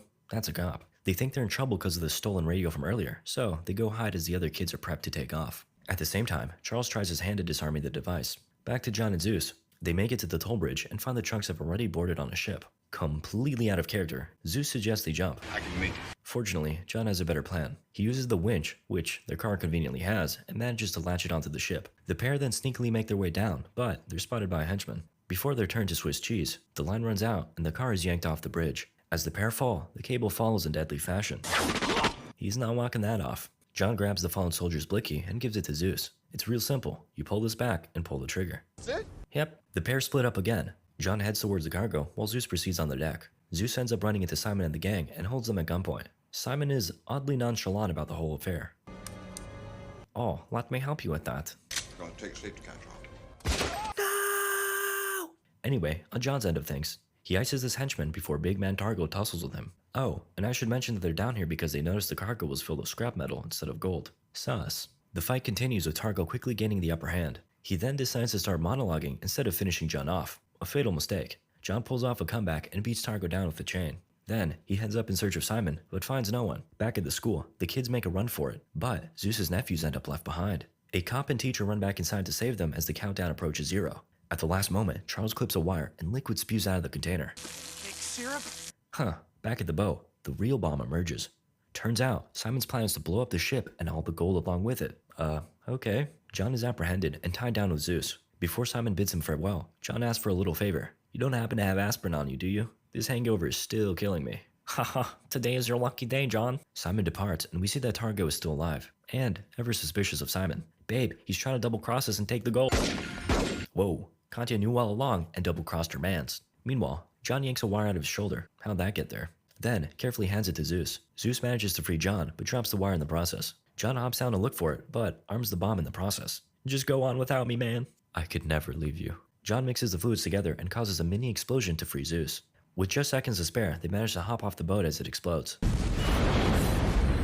Soon after, they're picked up and taken care of. John makes a call to his estranged wife, but just as she answers, he leaves her hanging. Then, the camera zooms into the aspirin bottle. Interesting. We cut to Simon and the boys celebrating their victory. While they toast to their success, Katya strikes a seductive gaze at Simon. He heads off to do the deed with her, but they end up getting interrupted just as things are spicing up. Oh, the name of the convenience store at the border of Canada was on the aspirin bottle. Okay, I guess that makes sense. Simon and Katya end up on a helicopter of their own and start blasting at Simon and Zeus. The dynamic duo end up worse for wear. But as long as John has his trusty revolver, hope remains. He lines up a shot at a grinning Simon, but instead gets a better idea. Say hello to your brother. This line is hilarious to me because I can totally tell it was dubbed in after the fact. And it just sounds super out of place to my ears. Anyway, Simon goes up in flames, and the movie ends. Hey, Jacob, I know you're watching this video. Leave a like, man.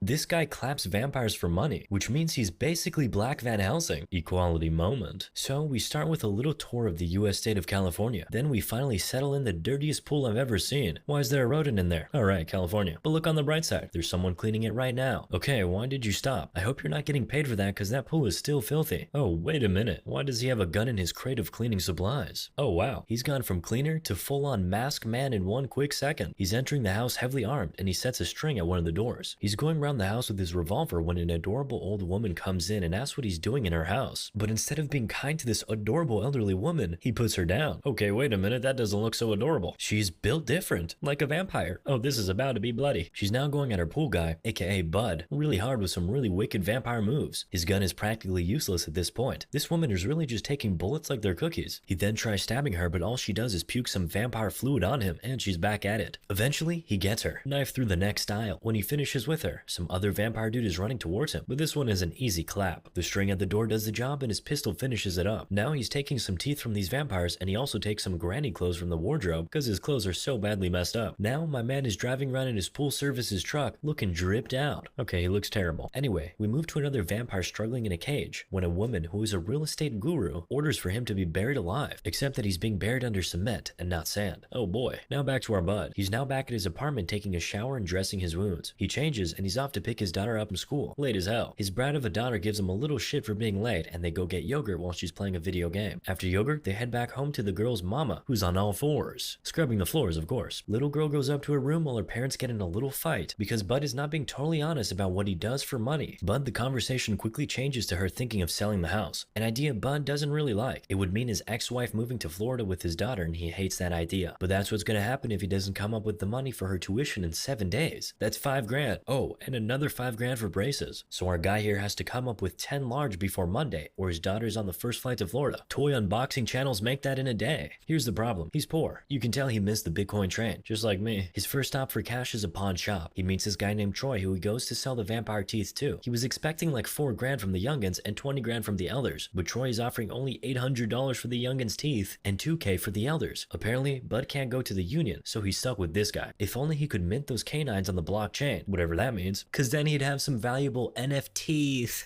Oh my god, I'm so bad. That one deserves an unsubscribe. Let's just go ahead and do that. Anyway, he thinks he can get more money from the teeth so he doesn't sell them all to Troy, but he still needs some more cash, so he trades his shotgun and his Jordans. Personally, I'd sell my soul before I sell my Jordans, but that's just me. He's back in his truck now and his daughter calls asking if they're moving, but he promises her they're not. Oh, that's a bold statement from a broke man with no shoes. Anyway, later that night, real estate lady who's also a vampire herself pulls up at the vampire granny's house, and she sheds tears of blood when she sees how dead she is. They smell our Bud in a piece of glass that cut into him, and they're now on the lookout for him. The next day, a cowboy-looking D-O-double-G who goes by the name Big J links up with Bud at the dry cleaners and promises to help him get back into the union because that's the only place he can make the type of money he needs in that short of a time. Bud was kicked out of the union last time, so Big J is sticking his neck out for him. There's a vampire joke in there somewhere, I think. Apparently, the dry cleaning shop is a front for the union. They go in and head straight to meet the boss, who opens Bud's file full of violations, including endangering a fellow union member's life. Because of all that, he was given a life suspension, but he's now making his case that he's a changed man. I've tried that with my ex. It doesn't work. With Big J vouching for him, the boss gives Bud another chance, but it's much stricter now. He's basically now assigned a babysitter who will be following him to every mission. He wants the night shift where the money is at, but the boss insists he stays on day shift. Hey, that's the name of the movie. Bud now goes to the cage to sell his vamp teeth and he gets 9 grand for it, but then his dues and other charges are immediately taken out from the money and he's basically left with spare change. While he's there, the boss comes and says that the guy over the counter will be Bud's union rep. But Seth hates fieldwork and he's trying to get out of it, but the boss insists. This is sure to lead to comedy hijinks. The pair don't get off to a good start, but they'll get used to each other. Anyway, after Bud is done making his special bullets, he and his new partner head out to hunt at an animal shelter. While they're on the lookout in the truck, Bud tests his partner's vampire knowledge and homeboy is doing great. After the test, they tail some guy to some abandoned bowling center. While Bud is going after the target, he instructs Seth to remain in his truck and hands him a gun. You know, just in case. But the dude doesn't believe in guns. Because of a squirrel he couldn't shoot back when he was still a child. Traumatic. Meanwhile, Troy is being attacked by the real estate lady, Audrey, and she's giving him a vampire lecture after nailing his hand to his desk with a knife. Basically, she wants Bud, but he's a real G. He doesn't snitch, but unfortunately, still gets stitches. And by stitches, I mean he's dead. At the bowling alley, Bud offs 2 vamps easy, but one gave him a little tough time. But Seth came in and gave him a hand, and he clapped the last 2. He got the teeth, and they were out. Regular day at the office. But not for Seth. He's really not about this vamp life. He's out there puking and peeing himself. Bud gives him some words of advice, sends him to the back of the truck, and they move. Bud drops Seth home and then finds a book which he forgot to take with him, and Viola. A bunch of violations. Seth had written a lot of violations Bud made to go submit to the boss. He doesn't like it, but he heads home. There, he meets a lady who's a nurse. He helps her with her basket of scrubs and heads to his apartment. The next day, he picks up Seth and immediately confronts him about the violations. Seth is trying to defend himself, but Bud tells him, if we went by the book, we'd both be rip in peace by now. Buddy softens up and asks his partner to give him a couple days. Seth says okay, and they move to Troy's pawn shop where they see the mess Audrey created. Apparently, she left a message with Troy's teeth. Creative. Bud is trying to leave ASAP, but Seth is trying to play by the book and report it to the union. So, an argument breaks out. Bud eventually tells him he might lose his family if he reports. That got to Seth, and he agreed to give him till the weekend. So they leave, and Bud is home now in his apartment with 5 locks. The next day, they're back on the grind as usual, and they meet some other hunters, the Nazarian brothers, of whom Seth is a huge fan. Bud and the brothers banter with each other, and the brothers suggest that they team up and hunt together. Split the proceeds equally. Bud agrees. Now, they get kitted up, and of course, the slow-mo slow-mo walk. Is an action movie really action without that slow-mo walk? By the way, in case you're curious, that thing around Seth's neck is to prevent him from getting a hickey from a vampire. But before they break into the house, one of the brothers spits gum into the other's mouth. Ew, man, just ew. Anyway, they get in and it's a killing spree. Wait a minute, am I the only one that thinks that vampire sort of looks like Chris Brown? Just me? Okay, after clapping the first 3, they think it's done. But a minute later, more vamps start falling from the roof, the cupboard, the walls, everywhere. Bud and the brothers are baptizing these vampires like it's a church service. But when Seth is met with his first vamp, he pees his pants again. While this lady is busy running circles around him, he doesn't even know how to take the safety off his Glock. He's not about this life for real. Meanwhile, the other guys are just having fun. They're offing these vamps with different styles and weapons. There's that 360 with the knife, there's the haircut, one uses the spit, and the brothers even do some kind of teamwork with their bullets. They're just having a swell old time. It's like Disneyland for them. Meanwhile, Seth is still struggling with his first vamp, but the brothers came and saved him. But after the clapping festival, it's Seth's time to shine. He's able to recognize these different vamps, and he figures there's something fishy because these different vamp species would normally never choose to live together. The brothers try to dismiss him, but Bud takes his side and says he has a point. But they'll get to that later, as right now he has to go pick up his daughter and take her to a birthday party. He gets to the house, and guess what? There's a booklet with Audrey's face on it in his own home, but he doesn't yet know she's coming for him, so he suspects nothing. He tries to talk his daughter out of the party because he knows people are out to get him, but you know kids, that's never going to work. He eventually takes her to the party because, you know, he's father of the year, and while he's there, he gets a call from Audrey who threatens to off him and his family. Soon as she hangs up, he sees 2 guys in a black car giving him that look, and say no more. He goes, grabs his kid, and they're out of there in no time. He knows he's about to go crazy with the driving, so he buckles his daughter in and sets her game up for her and puts her headphones on. Thank God for Fortnite. But just before he goes to the driver's seat, he makes this guy stop living who is trying to do the same to him. Listen, bud, I hear you, but you just ruined a perfectly good hoodie. Anyway, his little girl doesn't mind the reckless driving because she's a reckless driver herself in her video game, but she's probably better at this driving thing than her dad, cause she wins her own race and is now helping her dad win his. See guys, video games teach valuable life skills. The race is a crazy one though. He gets away by shooting his tires to be able to fit his truck into a small passageway. The truck behind him can't fit, so he drives home unfollowed. They're home now, finally. Now they can catch their breath a little. Psych! Audrey and her crew are already there. They grab him and his daughter. They already have his wife, so now they're all held hostage. And this is the first time he's telling his wife what he really does: hunt vampires. It sounds ridiculous to her. She probably thought he's been out late because there's another woman in the picture, but finding out that she has been separated from the man she loves because of vampires is doing her head in. They take his wife and daughter away and he's left alone with Seth, who has now been turned into a vampire. They smash his head on the floor before they leave, so he blacks out. He and Seth wake up at the same time, and Seth is now going through the emotions of being a vampire for the first time. He then lunges forward to take a bite of Bud, but he beheaded him. Seth, however, managed to reattach his head to his body following the directions from his own head. He's now holding his own head in place, and the speed bump Bud drives over isn't helping, but he's on a mission. This is officially a cartoon. Bud heads straight to that nurse lady in his apartment building because he's so sure she's the one who ratted him out. She gives her guy a little butt whooping before she tells him why Audrey is after him. He tells Bud that the granny he took out at the beginning is actually Audrey's, wait for it, daughter. Yes, daughter. Crazy family tree, isn't it? Well, she gives some vampire explanation of how that happened, but who cares? Now, Bud understands why she took his wife and kid. After his realization, Seth comes into the room still holding his head in place. But as he comes in, he just can't hold it any longer. He let the head roll. He's helped by the nurse who gives him some sweet blood to drink, and that straight up heals his neck. Convenient. Meanwhile, Audrey is now explaining to Bud's daughter that she took her from her dad because her dad took her daughter from her. Speech level 100. You guys get what I said, right? Anyway, the new crew of Bud, Nurse, and Seth are coming for them, and we have another slow-mo walk which leads to another clap fest. Vamp Seth is a whole different animal. He's tearing arms and beating butts. But the crew of 3 soon get overwhelmed, and while they took cover, Big J pulled up with some insane machine gun and saved the day. Apparently, Seth texted him earlier. Having a scaredy cat with you may not always be a bad idea. Anyway, they now split. Bud and Big J go upstairs and do some more good old vamp annihilation before they move towards where Audrey is. But they're passing through some creepy cave and it's vamps just coming out from everywhere. But it's not too much for them to handle. Never mind, one gets a chunk from Big J's neck before going down. So because of that, Big J forces Bud to go ahead alone and even shoots the gate shut. The vamps are now coming at him in droves. At first, he's basically using them for shooting practice, but as soon as his shotgun is out of bullets, he tears his shirt open and detonates some crazy bomb. But just before he does, he throws a gang sign and says, "West Side for life." Now, I don't know if that was Big J or Snoop D-O-double-G himself talking, but I know that that's my favorite part of the movie. It was without a doubt one of the lines of all time. Bud sees the explosion and knows that Big J is gone, but he doesn't even have time to mourn as he immediately has to battle Man in a Suit.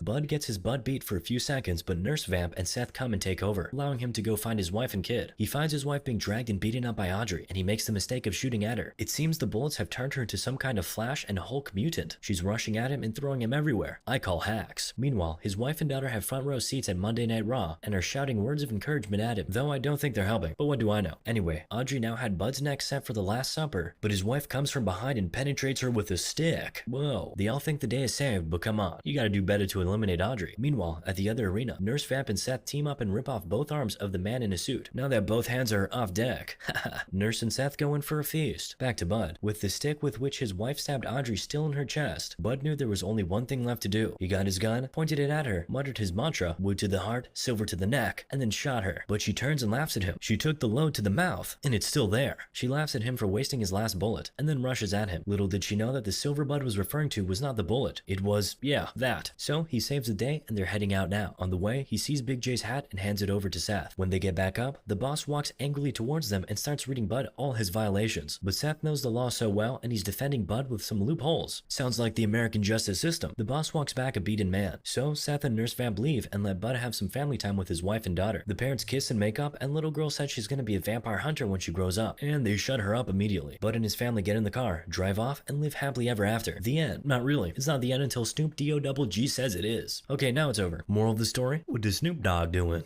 Guys, we're almost at 1 million subscribers and the year's almost up, which means it's begging season. So a burger-loving hitman, a philosophical gangster, and a dance-crazed mobster walk into a bar. You won't believe what happens next. So these guys think we're illiterates or something, because why did they start with a dictionary definition of pulp? I mean, I didn't know the definition before seeing this, but still. Anyway, after that quick English lesson, we see a guy and a lady, Ringo and Yolanda, at a diner. They're talking about their profession, which is, armed robbery. Oh yes, this lad is proposing they rob this diner. He's really making his case. And boom, his partner is sold. So sold that she says they do it right now. So they embrace, say their I love yous, and it's showtime. It's quite literally showtime because we're just now getting into the movie proper. Now we see these guys, Vincent and Jules, together in a car talking about the differences between America and Europe. Apparently, Vincent was in Europe recently, Amsterdam to be precise. Anyway, they stop to take some revolvers out of their trunk and head into this building. As they head into the elevator, Jules is telling Vincent about a guy named Antoine Rocamora who fell victim to their boss, Marcellus, because apparently Antoine gave Marcellus's wife, Mia, a foot massage. And just that foot massage earned him a trip off his balcony, down 4 stories. According to Jules, Antoine developed a speech impediment from the fall. Well, Vincent thinks Antoine should have expected that something like that would happen, but Jules thinks that that was an overreaction from Marcellus. They get into a little argument over that, but they eventually put that aside and get down to business. They get to this door. Jules asks for the time and Vincent says it's 7:22 a.m. Jules says it isn't yet time, so they move on down the hallway and continue their argument. But they don't even spend a minute there before they head back to the door. In front of the door, Vincent says something about Marcellus asking him to take his wife out and show her a good time. Jules is suspicious, but Vincent says it's nothing. Anyway, this dude now comes to open the door and the men walk in like they own the house. Jules introduces himself and his partner as associates of their business partner, Marcellus Wallace. There are like 3 guys here, all looking very nervous, but Jules focuses on this guy, Brett. Jules is here talking about the most random things while Brett is shaking in his boots. Jules asks them what they're having for breakfast, where they got it, all of that. Bro, please just tell me why you're here. Thankfully, he finally gets to the reason he's here, but not before eating Brett's burger and drinking his Sprite. He heads over to the guy laying on the couch and asks him where they hid the stuff. The guy at the door quickly tells him like, bro, just take it and leave. I feel you, bro. But Jules yells at him. He wants to know, but it's not him he wants to hear it from. So what do you think he does? He asks the guy on the couch who points to the exact same place. Vincent checks there and brings out a box. There's a glow from the box, but we don't see the contents. Jules asks Vincent, we happy? And Vincent says yes. Brett now asks Jules what his name is, and Jules says his name is Pitt, and immediately adds that he's not talking his way out of this. But Brett says he just wants to apologize for things getting so, you know, messed up with them and Marcellus. But in the middle of his pleading, Jules takes out this little toy and claps our little guy on the couch. 1 down, 2 to go. At this point, Brett is nearly crapping his pants, but Jules makes it even worse now. He moves closer to Brett and throws the table aside while bombarding him with questions. Basically, he tells Brett that Marcellus doesn't like to be messed with, and he even quotes the Bible to him before he and Vincent empty their magazines in this poor man's chest. Next act, Vincent and Mia, Marcellus' wife. This scene opens with Marcellus bribing this boxer, Butch, to fix his next match. It seems Butch is a failed and aging boxer, so of course he accepts the bribe. While they're still talking, Vincent and Jules comes into the bar in these ridiculous clothes. I preferred you guys in the suits, man. What the heck is this? Anyway, after Marcellus is done with Butch, he calls Vincent to come over. Before then, Vincent and Butch have a little face-off, but it doesn't look like something too serious. Butch, however, seems focused by how chummy Vincent is with Marcellus. We now cut to Vincent meeting with this white dude, Lance, who's showing him substances and also casually uses the N-word, like he's PewDiePie. Oh, he's lucky it wasn't Jules who came to meet him. He would have been in a body bag already. Anyway, Vincent gets his substances and enjoys them in Lance's yard, and then drives off while being zooted. Don't try this at home, kids. Vincent now arrives at Mia's house. She left a note for him at the door. In the note, she says she's getting dressed and she tells him to come in and make himself a drink. He goes, but as it appears, Mia's actually not getting dressed. She's in this room watching Vincent through the security cameras and communicating with him via the intercom. She tells him to go make himself a drink and she'll be down shortly. And would you believe what's keeping her so busy upstairs? Eating salt through her nose. But like she promised, she's indeed down shortly and they leave together. They arrive at a 1950s themed restaurant called Jack Rabbit Slim's, but Vincent is not really feeling it. He'd rather just go get a steak, but she's the boss here. You do what she says, so he follows her in. This high fella nearly gets lost, but Mia calls out to him and they go and sit in this Chrysler she reserved. I won't lie, this actually looks fun. Don't judge me. Anyway, they make their order, and while it's getting prepared, they get talking. She talks about a pilot she clapped, and how she goes to Amsterdam once every year to chill out for a month. Man, I hate being poor. Anyway, as they're talking, their order comes, and damn, now I want a milkshake. After some time, Mia goes to use the bathroom. She might not have used the bathroom for what you and I would have used it for, but bottom line is, she used the bathroom. She gets back to meet her food on the table, so she starts digging in. While they're eating, Vince asks her what she thinks about what happened to Antoine. She tells him how Marcellus didn't actually throw Antoine out of a 4th-story window because he gave her a foot massage. In fact, Antoine never even gave her a massage in the first place, and she doesn't even know why he was thrown out the window. She says the beef is between her husband and the dude. Anyway, it's now time for the twist contest, and Mia volunteers herself and Vince. Of course he doesn't want to do it, but she insists, so what can she do? They get on stage, carefully take off their shoes, and get to the dance floor. And they do got moves, and I'm really digging the game face. Of course, they won the trophy. I didn't watch the other guys, but I'm sure they deserved it. They now head home with Mia holding the trophy, and they continue dancing. Mia puts on some music and starts dancing while Vince heads to the bathroom to give himself a pep talk. He'll definitely be needing it, because it's seeming like some chemistry is brewing between these two. I mean, she's even wearing his coat. But I'm sure Vince would not like to find out what getting down with the boss's wife would incur on you, hence the pep talk. But does the pep talk work? Here's the thing, he doesn't even get to use it. While he's taking his sweet time in the bathroom, Mia finds his substances in his coat pocket and eats it with her nose. She thought it was Coca-Cola, but it's the other worse one that starts with an H. Immediately, she starts bleeding from her nose and passes out. Vince comes out and sees her in that state, so he immediately puts her in the car and speeds off to Lance's house. He practically crashes into Lance's house and drags her out. Lance doesn't want this baggage, but he eventually offers to help. Together, they drag her into the house and give her an adrenaline shot straight to her heart. Man, the way he drove that needle straight to her chest. I thought it was going to extract her soul, but it actually revived her. Now they're back in the car, and Vince takes her home where they pledge to keep this a secret. They seal that with the one thing that makes every contract binding, a handshake. But before Vince leaves, Mia shares a joke with him. It's from her pilot friend. The joke is not funny, so there's no laughter. Relatable. Vince just blows her a kiss after she has turned around and makes his way to the car. We now cut to a throwback to when Butch was little. He's watching cartoons on TV when his mom comes in and tells him he has a special visitor. It's Captain Coons from the prisoner of war camp where his father passed away. Apparently, Coons was a very good friend of Butch's dad, so following the demise of his friend, he decides to bring Butch a wristwatch which was passed down from Butch's great-grandfather to his father. Coons says Butch's dad hid the watch up where the sun don't shine for 5 years, and after he went to be with his ancestors, Coons himself hid the watch in his own anatomical secret place for 2 years. Then he hands over the shitty watch to Little Butch. As soon as Little Butch grabs the watch, Big Butch wakes up and goes out for his fight, the same one he was paid to fix. But as it appears, he didn't fix it, because we can see him jumping out of the window with a briefcase and running away. My dude didn't wait for Marcellus to throw him out of a window. He did it himself. I respect that. Anyway, the search for Butch is on. Marcellus tells his men to scour the world for him. Meanwhile, Butch is in a cab with this pretty lady who recognizes him and tells him that the man he just fought against has now ascended to the afterlife. You know what's crazy? The name of the now deleted boxer is Floyd, but this movie was made in 1994. Anyway, Butch and his Colombian driver start talking, getting to know each other. Her name is Esmeralda. Butch stops at a payphone and makes a call to someone named Scotty, and from this conversation, it appears that, after the odds went through the roof, Butch double-crossed Marcellus and bet on himself, and went on to win the game and win some insane amount of cash while at it. Now that's quite the twist. His super fine driver now drops him off at a motel and he pays her both for her driving services and her secret-keeping services. I sense a connection there. Oh sorry, break that connection. Butch actually has a woman and she's in the motel room waiting for him. Her name is Fabian. They hang out and he updates her on the situation of things and the danger they're in. But it seems like she's really about this life because she doesn't even fret. Butch reminds her that he loves her and he wants to be with her forever. The next morning they're talking about where they'll go once they collect their money while Fabian brushes and Butch takes a bath. After a little discussion, Butch goes off to sleep. He wakes up to the loud sounds of motorcycles revving on the TV and Fabian is still brushing. She must have the healthiest set of teeth in the whole of the United States. But then she goes to kiss Butch, who hasn't brushed his teeth this morning. Now you're confusing me. She now pushes Butch to get up and go get them breakfast. So he goes to his box to find something to wear. While he's getting dressed, he notices that his watch is missing. Yes, that same one that was passed down from his great-grandfather. Now he's yelling at Fabian for forgetting the watch, even though she's insisting she packed it. He throws the TV to the floor and he yells some more before he calms down and goes to sit on the bed. Fabian, by the way, is curled up in a corner of the room with tears in her eyes. Butch gets himself together now and tells Fabian none of this is her fault. It's his fault for not telling her how important the watch was to him. Anyway, he's getting dressed to go back to his apartment to get the watch. He doesn't care that Marcellus's men would most likely be there waiting for him. He's really calm with her now. He drops some money for breakfast for her on the bed and assures her he'll be back soon. But once he's in the car, he lets loose and starts yelling again. He gets to his apartment and the watch is right there on the kangaroo, exactly where he told her it would be. He grabs a watch and of course he leaves immediately, right? right? Wrong. He doesn't. This guy, one of the most wanted men in the state, decides to go to the kitchen to make himself some breakfast. But while he's in the process, he notices a semi-automatic on the kitchen counter. Around that time, he hears the toilet flush, so he picks up the gun and points it at Vince. What a surprise. He claps Vince, drops the semi-automatic on the table, wipes it, and leaves. Man, he really caught him lacking. What a way to go. Anyway, Butch gets in his car, and he's driving back to meet his girl. All is well with the world. He's even singing melodies. Well, until the craziest thing happens at the traffic light. He sees Marcellus, and Marcellus very well sees him. So what do you think Butch does? Of course, he runs him over. But after he does, an onrushing car immediately smashes into him. Now they're both victims. People gather around Marcellus and help him get up. I knew a gangster wasn't going out like that. Never. When the good Samaritans point him to where Butch is, he takes out his Glock and starts shooting. Immediately, Butch starts running. More like dragging himself across the street, to be honest. He drags himself into a pawn shop, and when Marcellus comes in, he pushes him down and starts pounding his face with those boxer fists. Butch picks up Marcellus's Glock and tries to finish up the job, but the shop owner, Maynard, has now stepped in. He loads up his double barrel and asks Butch to drop his weapon. He now tells Butch to approach the counter for a slap. He gets his slap and falls to the ground, and the shop owner makes a call. You think it's the cops, right? Well, you're wrong. He calls his partner, Zed, and tells him the spider just caught a couple flies. What we see next is the men strapped to chairs in the basement, 50 Shades of Grey style, and Maynard spraying them with water to wake them up. He tells them nobody claps people in this place of business except for him or Zed. And speak of the devil, because Zed has just arrived. And would you believe it? Zed is a cop. Okay, sorry, false alarm. He's only a security officer. Maynard now goes to bring this guy they call the Gimp from a cage he was locked in. This guy's in a leather suit from head to toe, and he's also in chains. Maynard puts him down beside Zed, whose little eeny meeny miny mo helps him choose Marcellus to torture first. So they take Marcellus, drag him out back, and leave Butch here under the watch of the chained Gimp. Butch now uses that opportunity to free himself. The Gimp tries to make some noise to alert Zed and Maynard, but Butch gives him a quick taste of those famous fists, and he immediately passes out. Butch now makes his way up, grabs the keys, and opens the door to leave. But just before he steps out, the noise from Marcellus getting clapped makes him rethink, so he decides to go back to help him. He looks for a weapon around the shop and goes back down the basement with his weapon of choice, a sword. And wait a minute, they're not just clapping Marcellus, they're clapping Marcellus. Oh my goodness, such animals. Butch butchers Maynard, who's closer to the door, and then goes to face off against Zed, who's trying to pick the Glock beside him. But Marcellus has now picked up Maynard's double barrel, so he tells Butch to step aside, then sends Zed flying into the wall. As Zed is writhing in pain, Butch now asks Marcellus if he's okay. He says he's far from okay.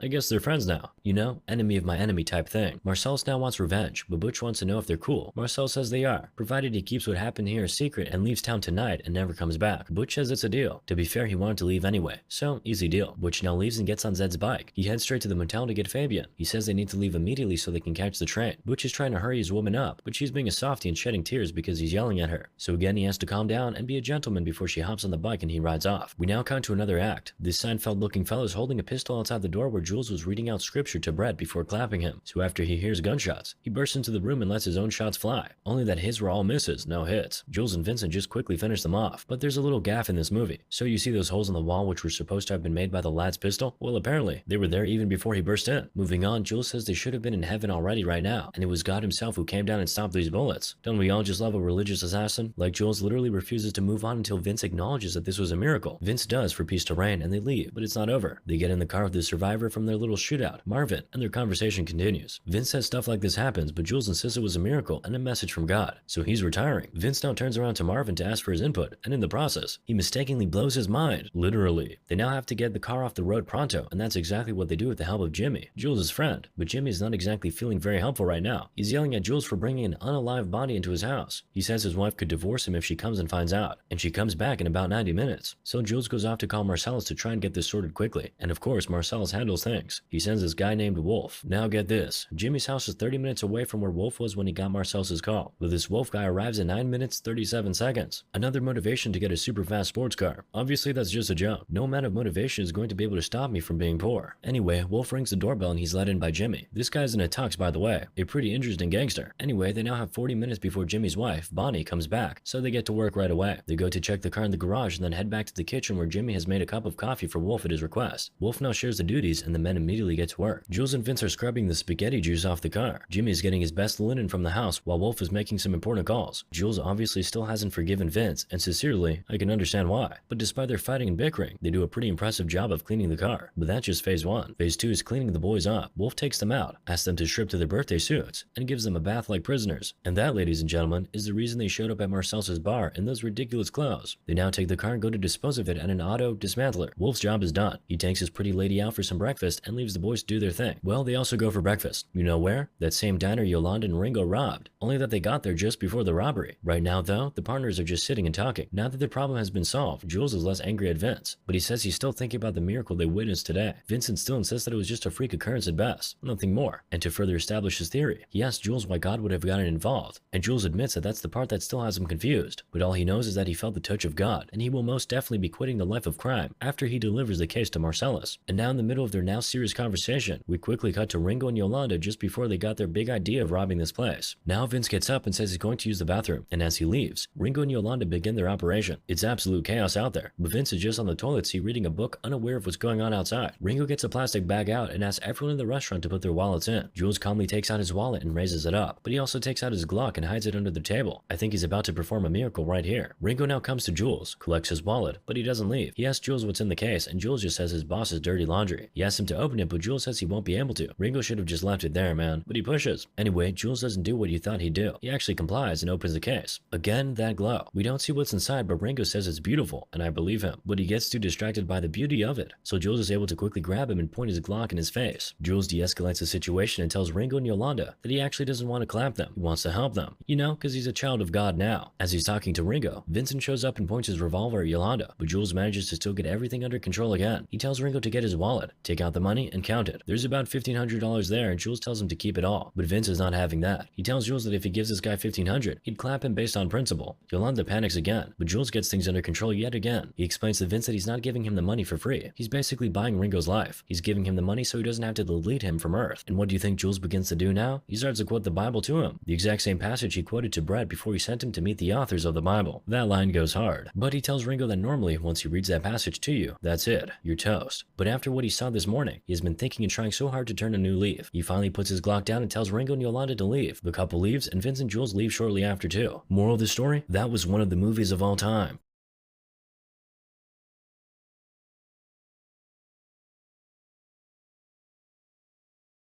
Hello, I'm back.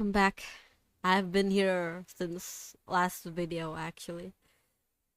Okay, let's go back to drawing.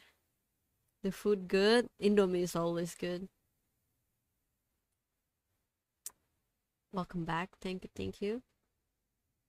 I was actually thinking to switch to a game while after the video, but I have to draw. So we are going to continue drawing. Clip Studio Paint.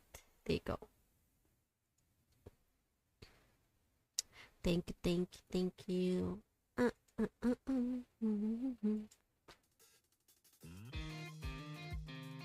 Procrastination done? Yes, it is done for now. Whale ka. Huh?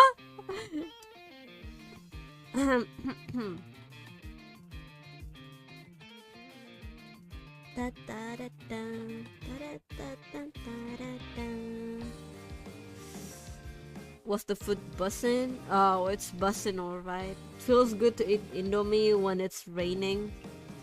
So definitely feels great.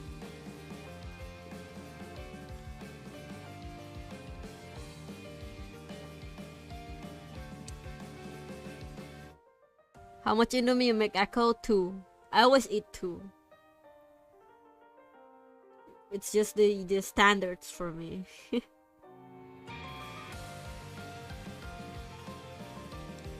Okay, how much would you guys make if you guys are eating Indomie?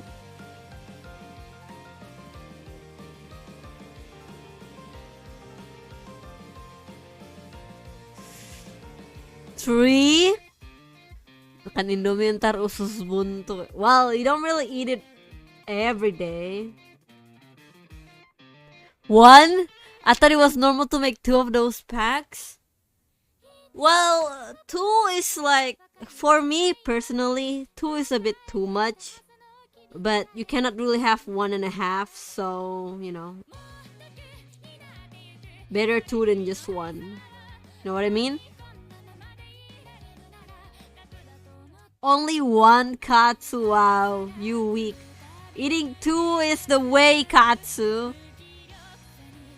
1 is just not enough. Yeah, 1 technically is not enough, yes.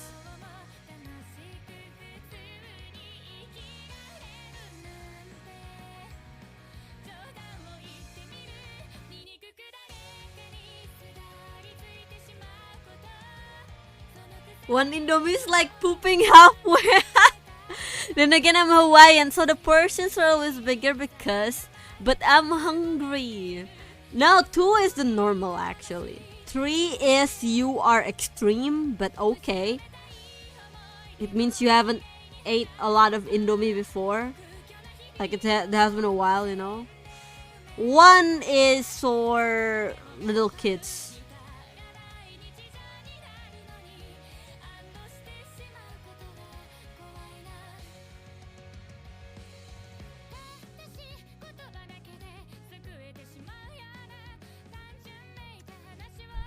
Always eat 2 is the default. Yes, split up for each kid.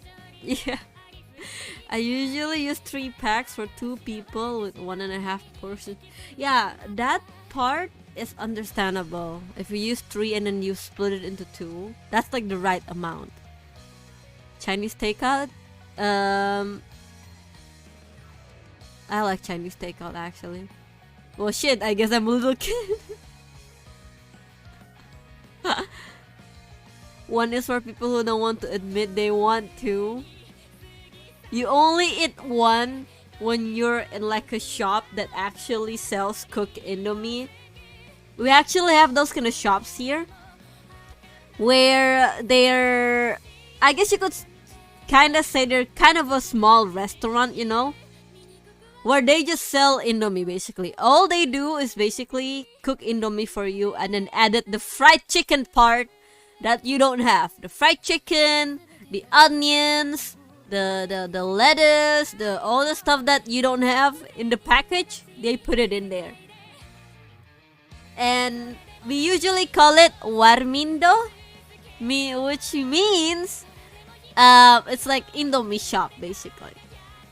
Warung Indomie.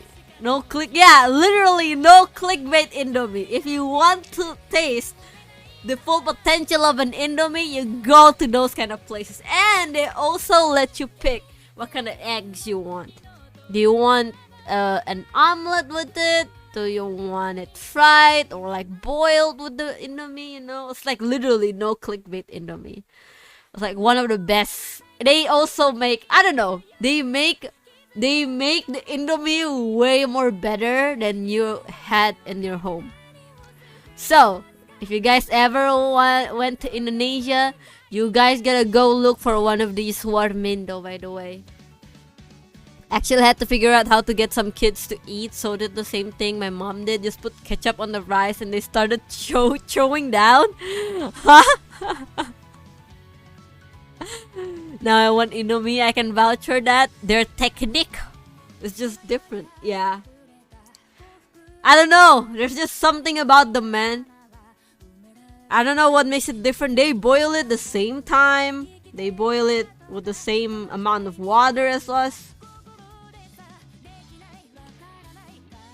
But for tourists out there, you think you know how Indomie tastes like? Go to one of these shops and you will see how much better it is. Even us as Indonesian don't know how good it is until we get there. People said some of them boil the plastics with them. No, that's not like that. Thank you for the follow, Dale_single. Thank you. Welcome, how are you? Feeding kids on rice, huh? Hey yo, huh?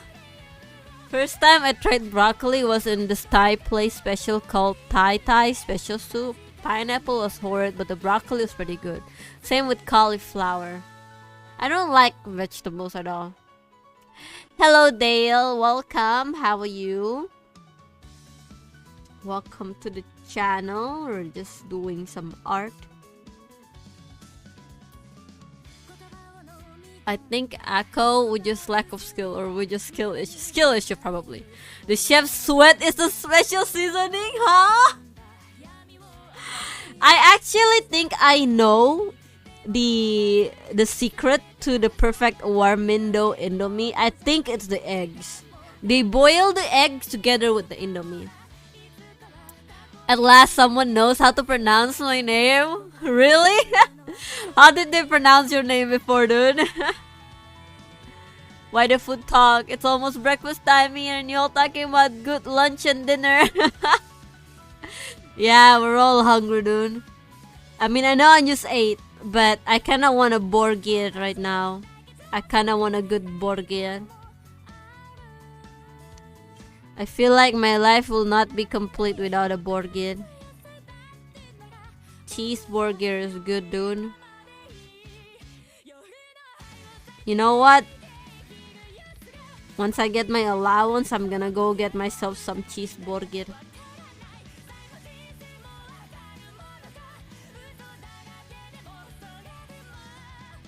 They sell dill. They say dill? I think it's because of how people here with Rita, they will definitely say dill. Been here but cannot chat due to work. It's okay, Lilith. I understand. It's okay.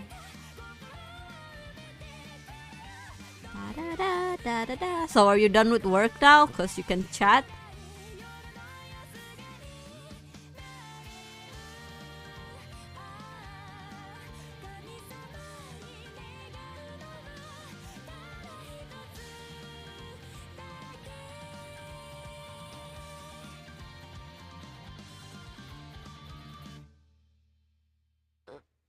I much prefer the Indomie to get cracked though, like into small pieces. I like it not cracked, but if it's not cracked, you would probably have it way faster. Like it would, finish faster because it's all just in one noodle. I was learning Indonesian and Ako brought up I need to try Indomie, then talked about food I bought from some roadside places. Yeah. And then we're just talking about food. Yeah, that's usually how it is here. Crack your Indomie sounds good. No, not good. Just slurp it up. Okay, am I the only one? Am I the only one who swallow my noodle and not chew it when it got into my mouth? Do you chew it? No, I don't chew it. I literally just slurp it up, goes right to my throat and it goes right to my stomach. That's normal? That's normal? I don't chew it. I don't chew it. See, everyone was reacting like, what the frick? What the frick? I don't chew it. You don't do like that. Hello, Gavadan. How are you? I think I just swallow. If I don't chew, I just choke. We're talking about noodles, Indomie, Gavadan. So, Gavadan, when you eat noodles, or mostly, have you tasted Indomie, dude? Have you tasted Indomie?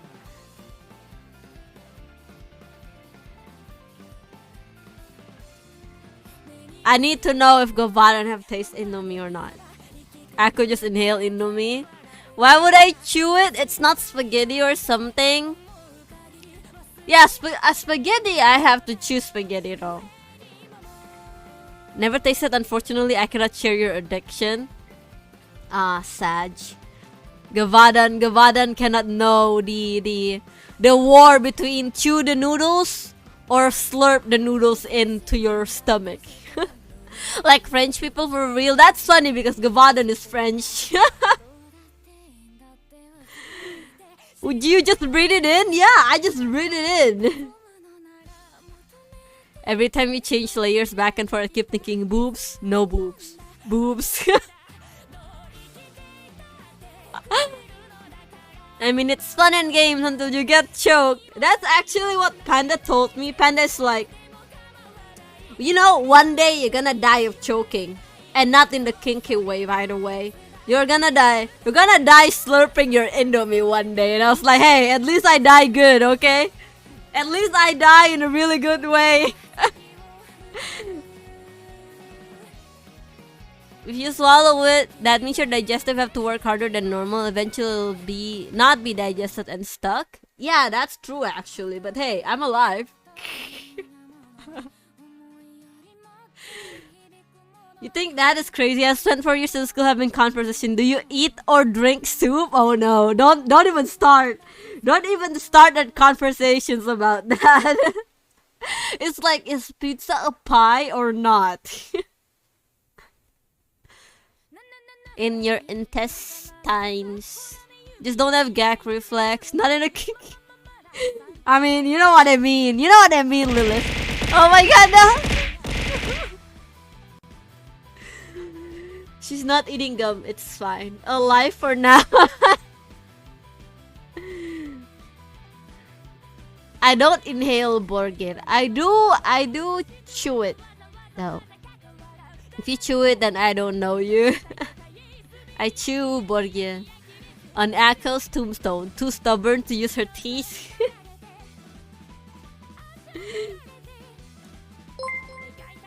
Thank you for the follow, Shui. I don't know how to say your name, dude. How do you say your name? Thank you for the follow. Shui, thank you for the follow. Or soul. People call it pizza pie. It's not a pie. Do you swallow ramen burgers as well? Ramen burgers? No, I don't like ramen burgers. Ramen. Burgers. I eat one thing at a time, okay?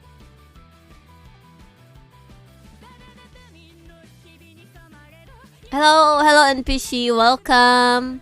This image looks really clean, nice. Thank you. How are you, NPC? You're back? Yes, I'm back. I would need to make it smaller. I'm not making idol Indomie smaller because I would need to chew it. Discussion is how you eat noodle, not just Indomie. No, it's basically Indomie, basically. Call me Sulu. Okay, Sulu. Thank you for the follow, by the way. Thank you for the follow, Sulu. Thank you. How are you? Welcome.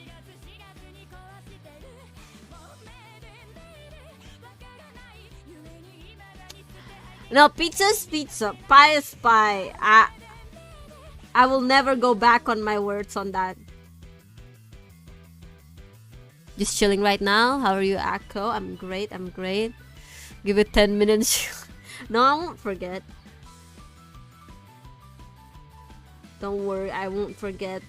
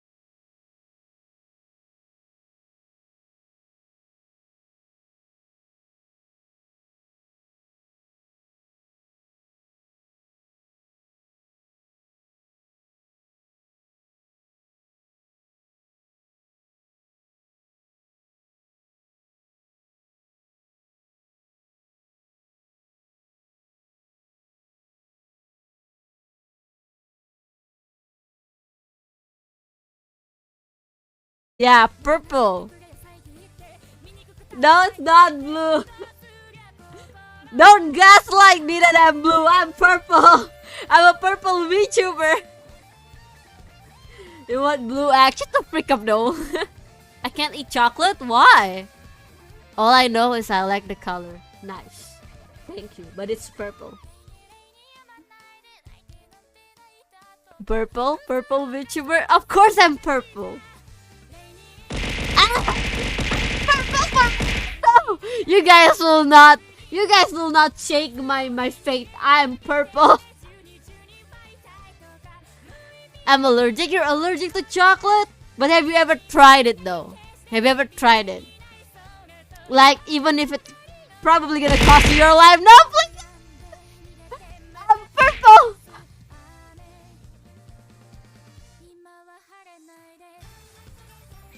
Is a bitch she's doing? She has blue hair, but she likes to say she's purple. I'm confused. You're blue, you're gonna freaking like it. I'm sorry, Chad. It seems like we're not gonna be in the same side of the world today.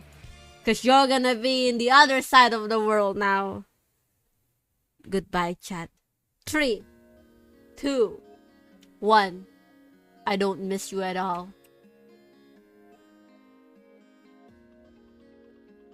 Pew pew pew pew pew. I don't have a sound effect for that.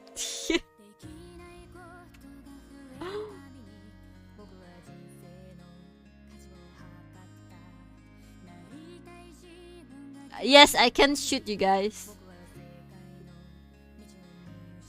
Dang, you're blue? No, I'm not blue. Sorry for bullying Akko. This is where we use a soundboard. I don't have a soundboard actually. Plus, I think a soundboard would be really... What's it called again? I'm bad at shortcuts, basically. You gave her a weapon. I'm blue da ba dee da ba da. No, I'm not blue. You're blue? No.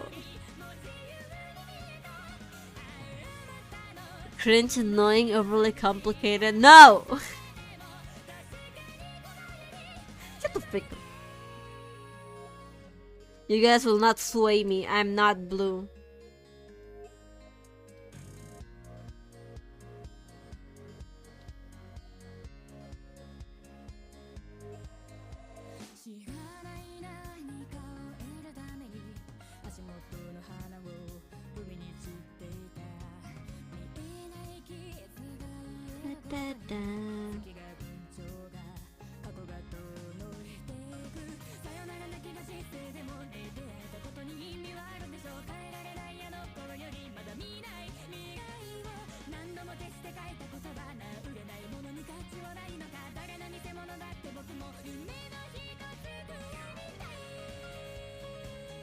Don't make me get panda.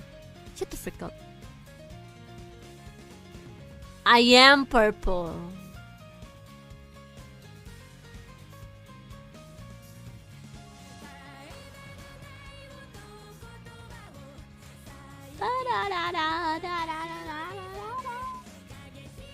You're sea blue. I hate the sea. I hate the sea with all of my fibers. I don't want to be involved with something that have the sea in it. The sea is scary, okay? Don't talk about the sea here. I love the picture drawing, by the way. Really good. Love her purple. It's not purple. That's what she said. Become Lilith. We need to keep gaslighting Akko so she thinks she's blue. What do you mean? Her hair is darker? I'm not blue. You're sea blue. No, I'm not sea blue. Frick sea blue. What you? Genetically predisposed to the ocean? The ocean is scary, man. You don't know what's down there. What if there's something like in Subnautica, like down there, you know? What will happen, huh?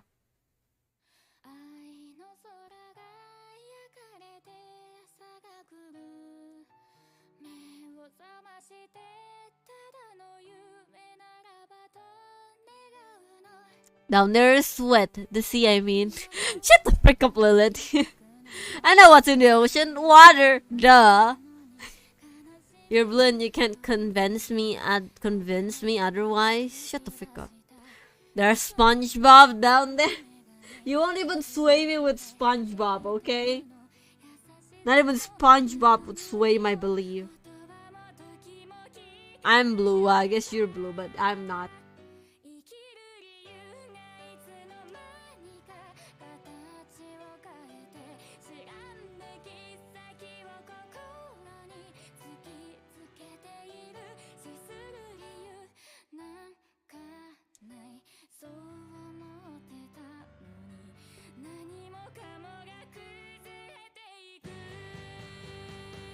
Blue is one of my favorite colors, and I'm certain I can tell when something is blue. Akko, your name isn't even blue. Your name is green. She admitted it. Admit what?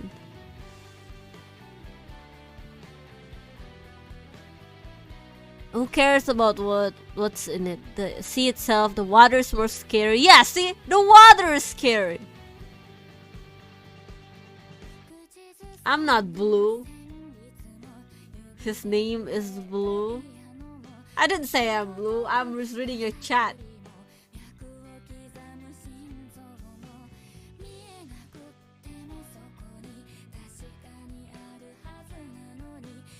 Like last night, I got a nightmare where I have to brace myself for a tsunami.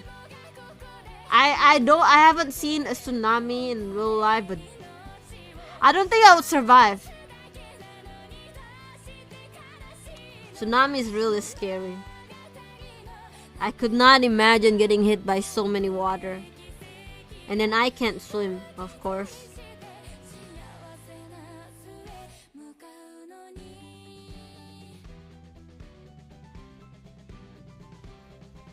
I'm guessing what are they doing right now? Oh, Nissan character Scarlet Nexus? I haven't seen that game. Something to ask for a friend. If you wanted to, I don't know, change the time of a reward per channel point, do you have to change it after stream or you can change it mid-stream?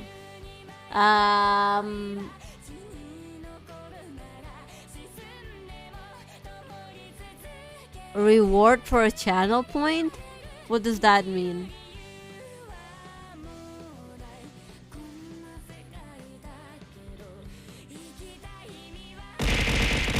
Oh my god, no! Akko, are you Dory from Finding Nemo? Because I know you remember me. I remember you. What's wrong with remembering you?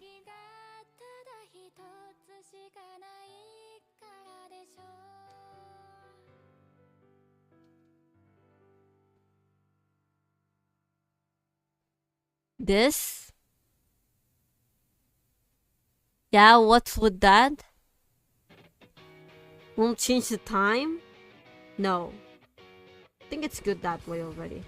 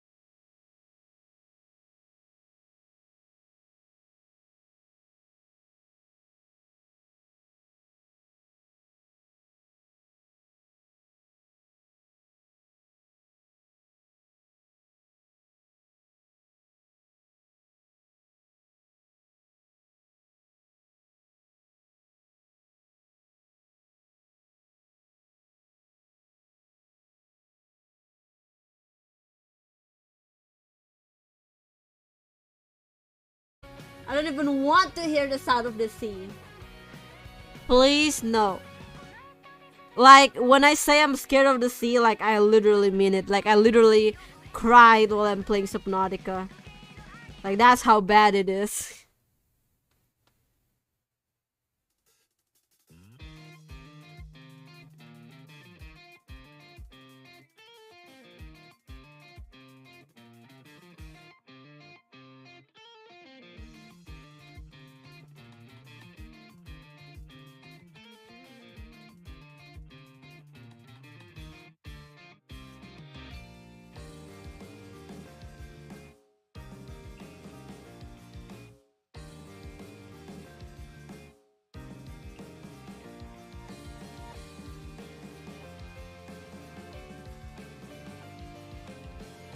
Nope, not even with the pretty please.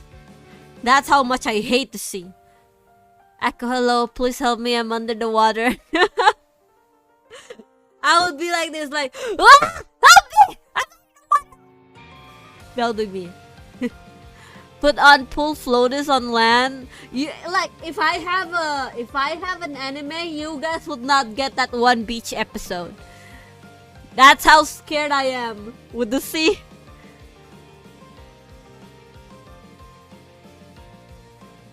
No, the deal was not after you give 100 subs for like an accumulation. The deal was for someone to give 100 subs immediately at the spot. So the thing is already off. We're not doing it anymore. I know, in one time, yeah. In one time, I'll change it. Send elp blop blop. No fan surface, nor never. Drowning, I don't know her if I do. Onsen is actually like onsen. I would like to go there one day. That's probably the only reason why I want to go to Japan right now. I want to go to an onsen. Not to buy merch or anything. I want to buy a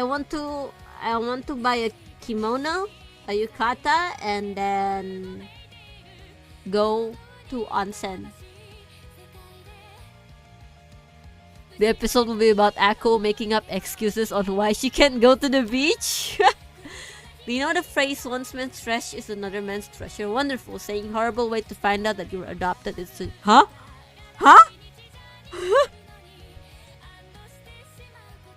Excuse me?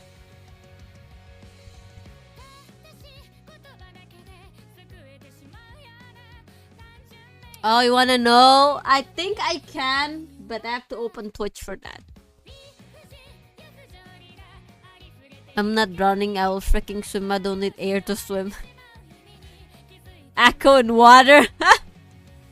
You're not waterproof, Akko. You're gonna kill other people on the onsen. No, I'm waterproof. What are you talking about? I'm the android, not you. I won't short circuit. I can't swim. Doesn't stop me from going in the ocean. My thought is someone will save me. You are brave, buddy. Hello, Norse. How are you? New week, new me. You do look like that. You just changed to a newer self. For a newer version of yourself. Hello, Norse. How are you, dude? That's why Akko is thinking she doesn't shower because she's scared of water. Like, every time I shower, I make sure my eyes don't get shut, like, both of them, you know? Because if I shut them both while water is drowning, no, water is going through my face, I could hear, I could see the shark. I could see a big shark. Said help, I don't want a shark. I could see a big fish.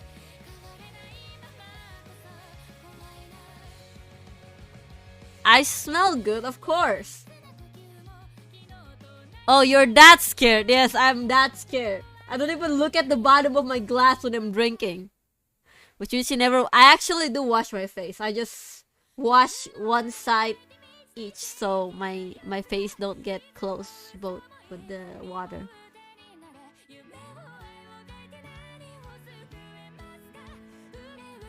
I'm doing good, just about to start practicing again. Cool. Good luck on your practice, dude.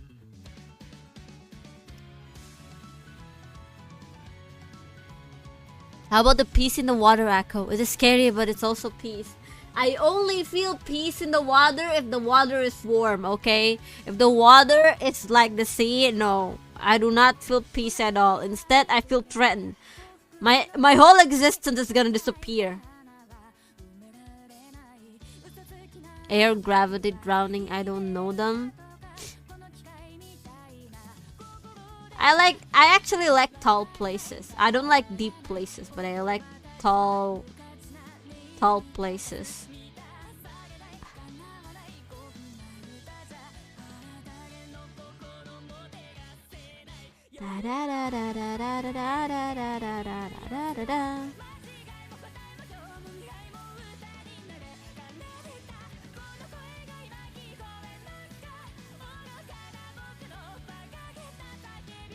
Let us all pee in the sea for Akko. No! Do you feel like you're drowning if you use a bathtub? I don't like bathtub at all. I don't know. I just don't like. It feels like I'm a soup getting cooked, you know. So I just prefer showers.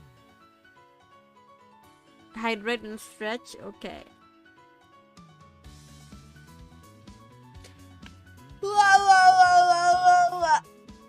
So we can have beach episode, but we can have a hot spring. Yes, we can have a hot spring episode. Yes.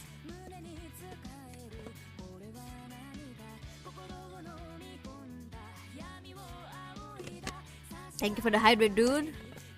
It's time to be cooked, Akko now.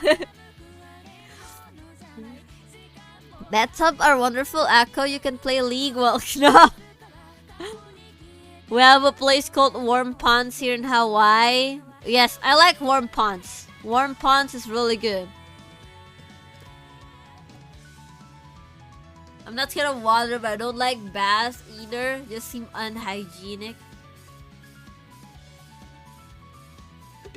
I can feel my butt touching something in the bathtub. Yeah, I don't like that, dude. I don't like that sensation at all.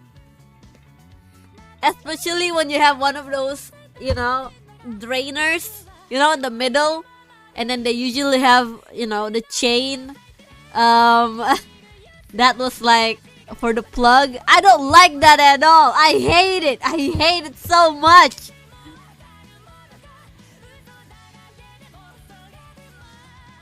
Help, I'm drowning. Goodbye, Dale.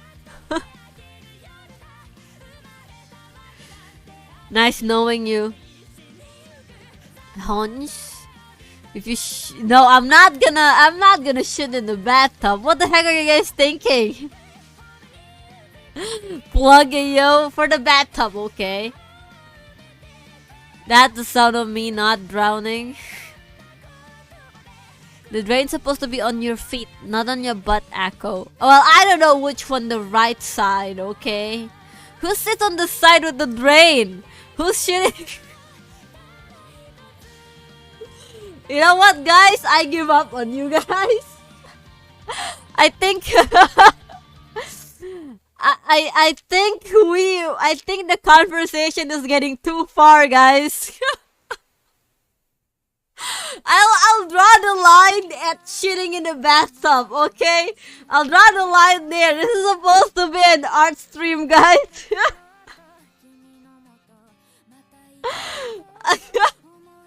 I don't even know which chat I should respond to. It's okay, guys.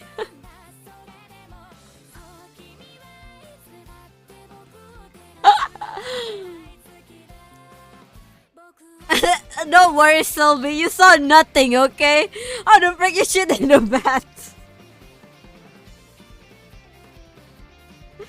I don't even know how we got to this point of the conversation, dude. Oh, I can't even piss in.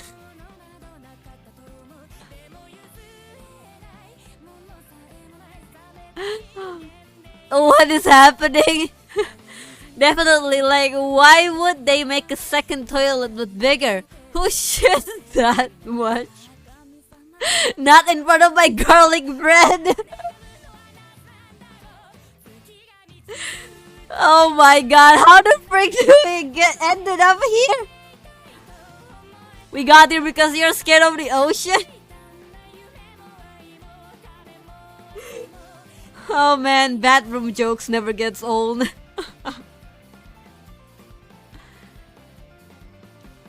Will the poop fit in the snow? Lilith, no!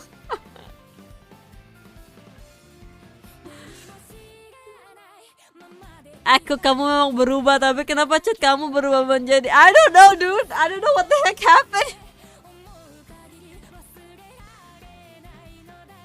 Transformation of this chat is truly interesting.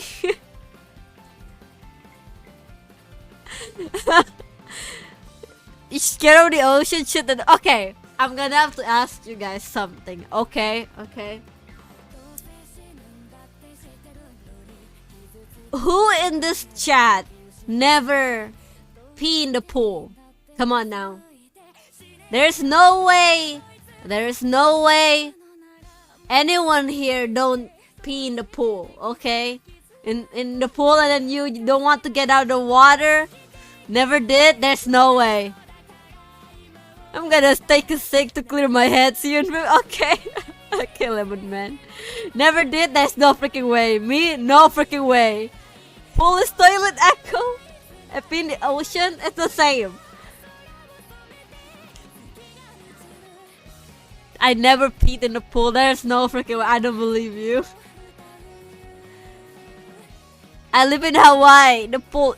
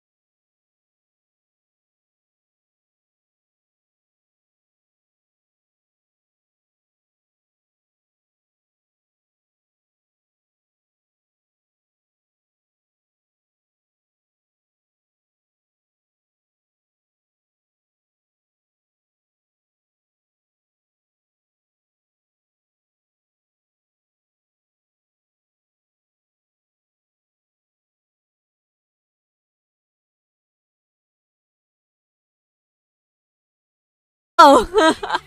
I remember as a child, I swam in a pool and dove underwater, rose back up. The place where I came back to the surfer was where a baby pee. No, Guy Rozoku, no.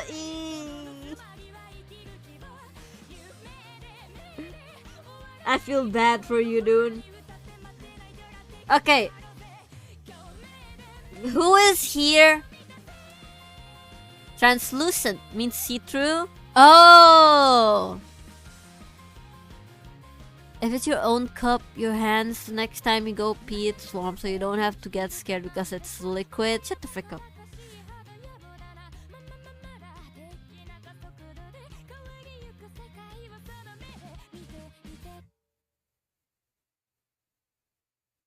I said dude a lot of times, actually. Like your ears. Yeah, my ears is see-through, translucent, technically. Ada orang Indo, huh? Ya emang oh kan gua Indo, anjir.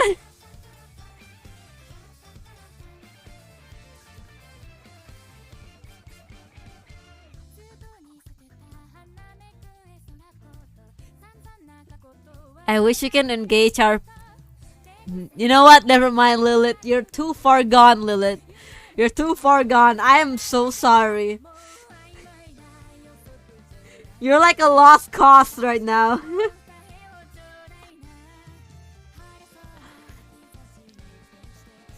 Boong. You say dude and technically yes. Akko, I'll take the shot. What shot? I think if your pee is not white, that means you're dehydrated. Like it's yellow, that means you're dehydrated. Thank you for the gifted sub, though. Thank you. I appreciate it. But you gotta cool down on the gift sub, dude. Also, if your pee is pink, I don't know. I think the world is ending.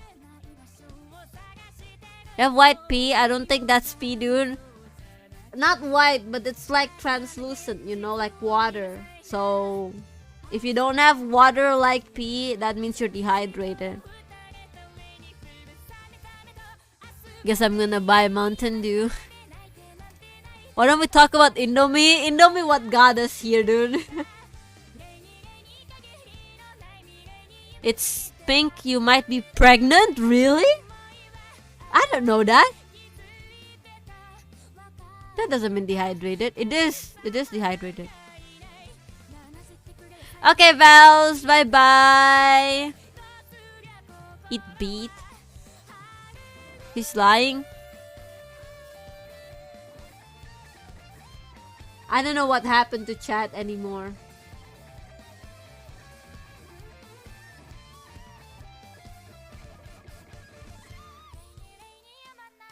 Now that one, I don't know.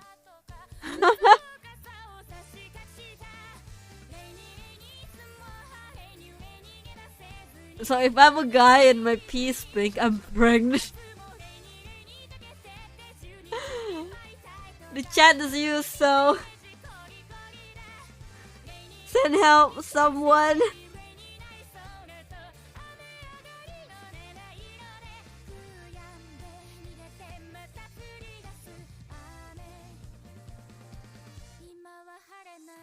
Shoots the chats who has wild brains.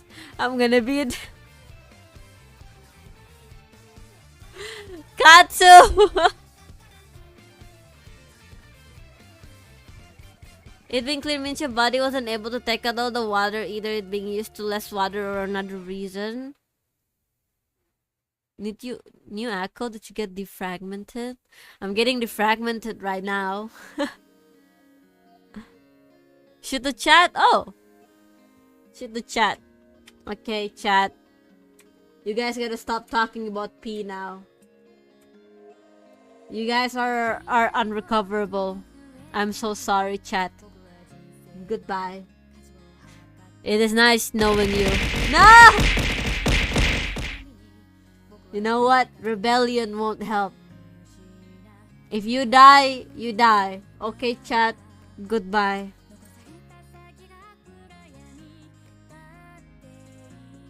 pew, pew, pew, pew, pew. Why are you guys like this? I said rebellion results in nothing.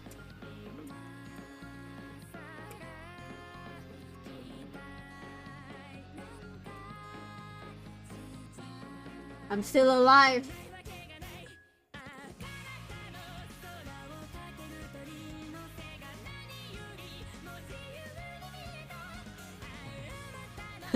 Not that nothing. No, nothing.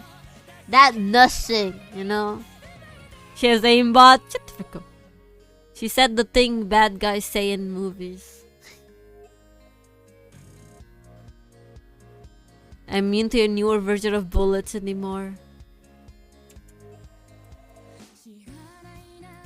I have around 30 more minutes actually before I have to end stream. Sag.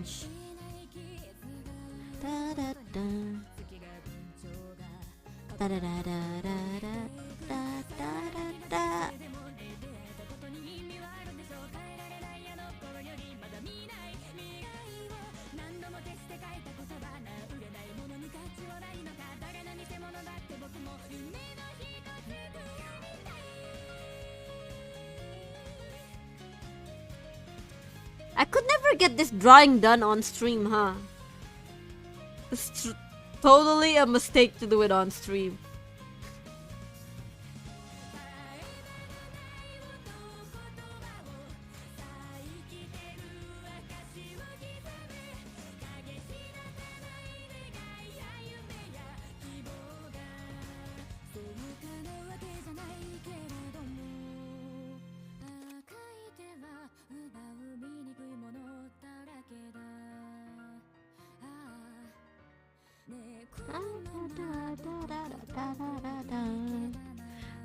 Face looks cute though, Akko. This thank you. I have a few problems with this drawing. I'm trying to fix it.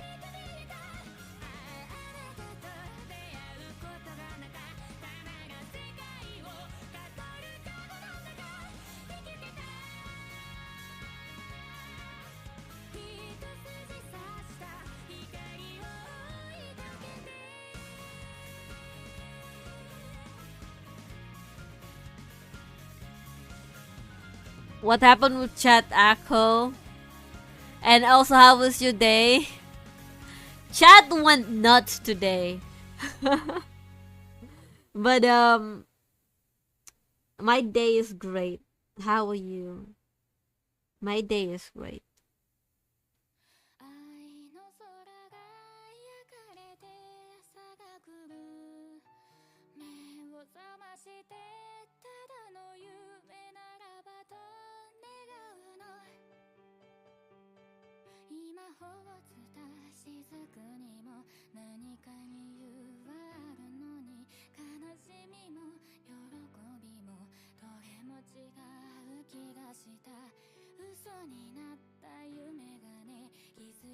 The first thing I said to her was, "You kind of look like Ippo-chan, but more weird." What's more weird about me?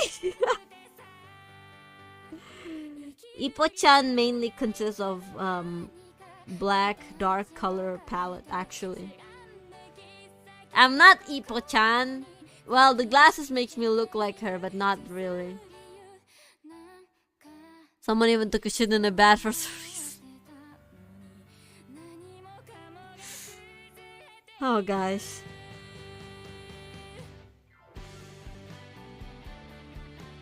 That conversation is already over. Looking at Akko, someone remind me of Larissa Rochefort, to be honest. How do I look like her? I don't think I look like her at all. Look a lot like... Shut the frick up.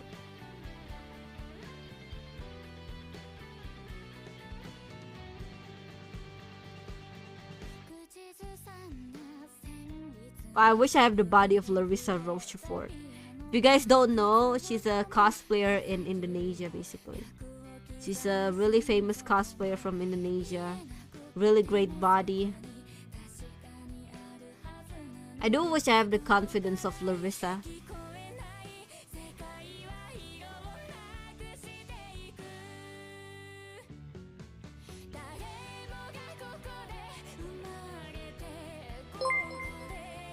Thank you for the follow, Joeo Kedro.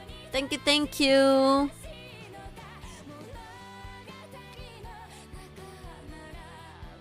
Short hair, kinda sharp face, jaw. She also likes to wear glasses, from what I know.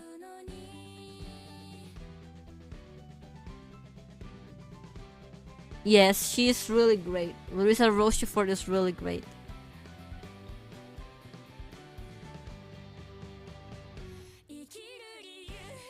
You're an android, just ask Panda to make you a hotter body. I'm sure he won't disagree.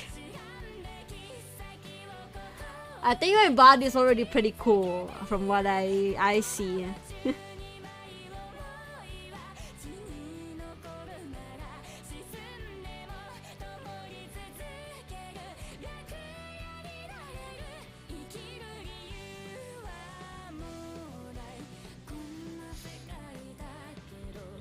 Yep.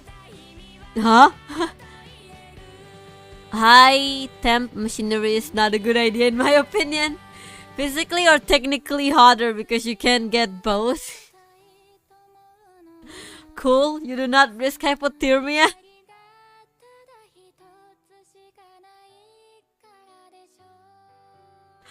You know what? I forget that I'm talking to a Twitch chat. So, yeah. Random thoughts. What will happen if Larissa apparently cosplaying as you? I don't think she will cosplay as me, dude. You need to pay her to cosplay as me. I would explode actually. Like imagine if Larissa cosplayed me. Like I don't know, dude. I've met her once. I took a picture with her actually. Really awesome.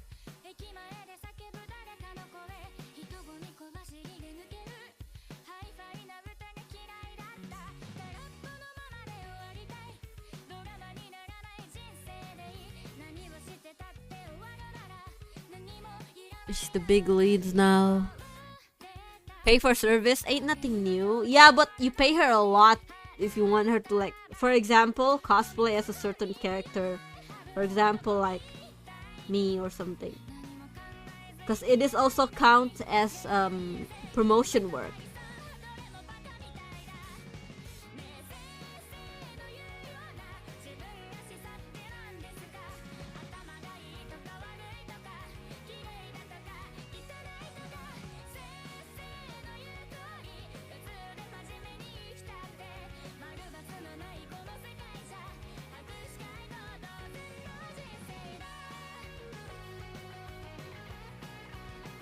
Well then, Oilers, you know what to do. I read a manga that could be explained as why did mangaka give Twitch chat big in response to the backseat girl talking shit to a guy.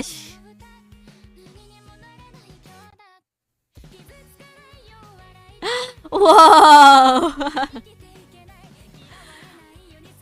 Dibayar mahal kalau ada event sih, kalau nggak mah cosplay sendiri atau ada sponsor.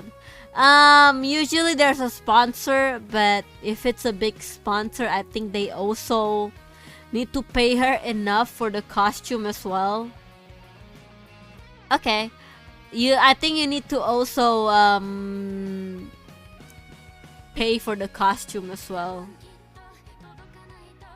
And Larissa, I don't know if Larissa makes her own costume or not. I think not, because she knows this one place that do cosplay stuff really well.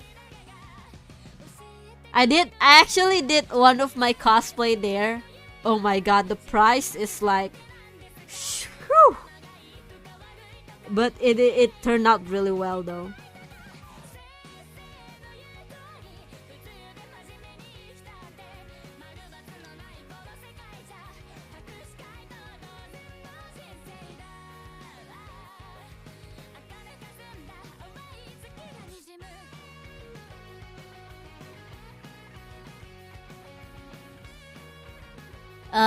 Bedaclo, Angel Rose, and then some of them are probably pre-ordered or at another place as well. Yeah, a lot of the a lot of the big cosplayers in Indonesia, they have their costume like in a really high quality tailors, because it's made to fit them basically.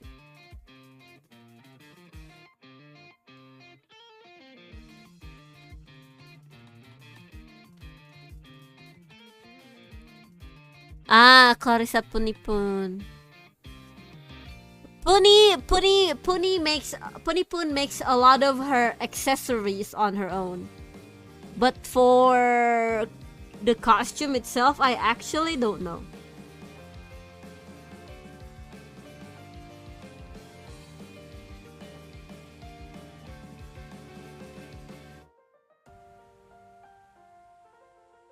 It's okay, it's okay.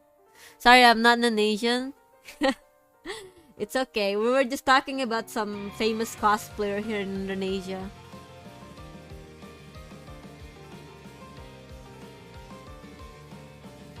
They're like really big people in cosplaying here, the cosplay community.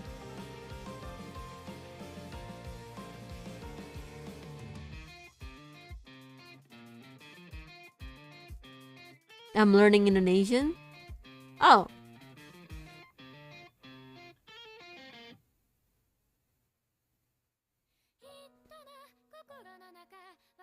I'm fluent in Anjir Anjay. Big in the sense they are very tall. They are also very tall.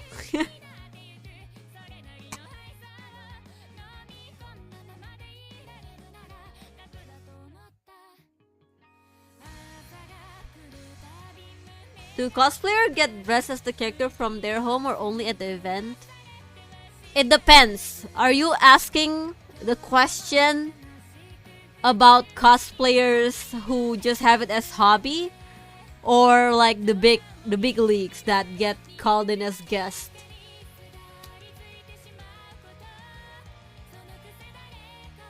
Cause some of them do prep on home, like they already wear the costume or the wig.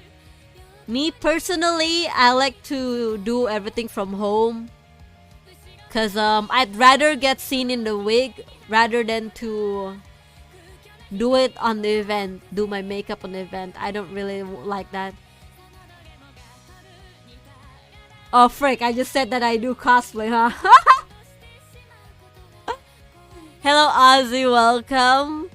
Glasses, yes.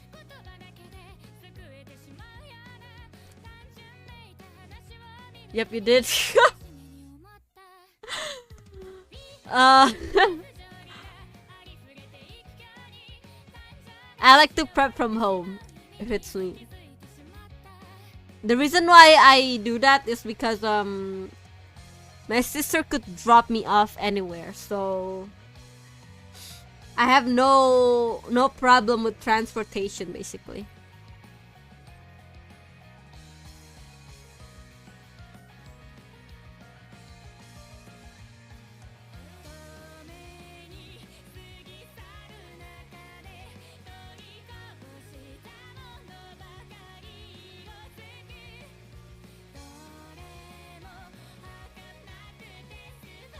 You did mention the past you're going to cosplay as yourself. Yeah, one day if I have the money, but right now not really.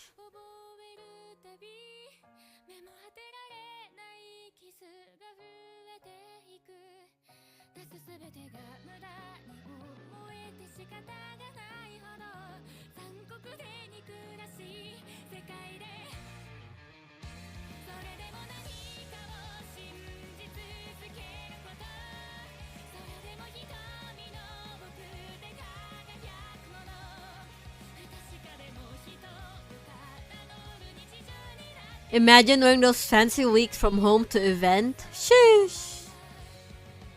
That's why when you see the cosplayer that you want to take a picture with, and they're like eating or doing something else that is like resting, don't bother them, guys.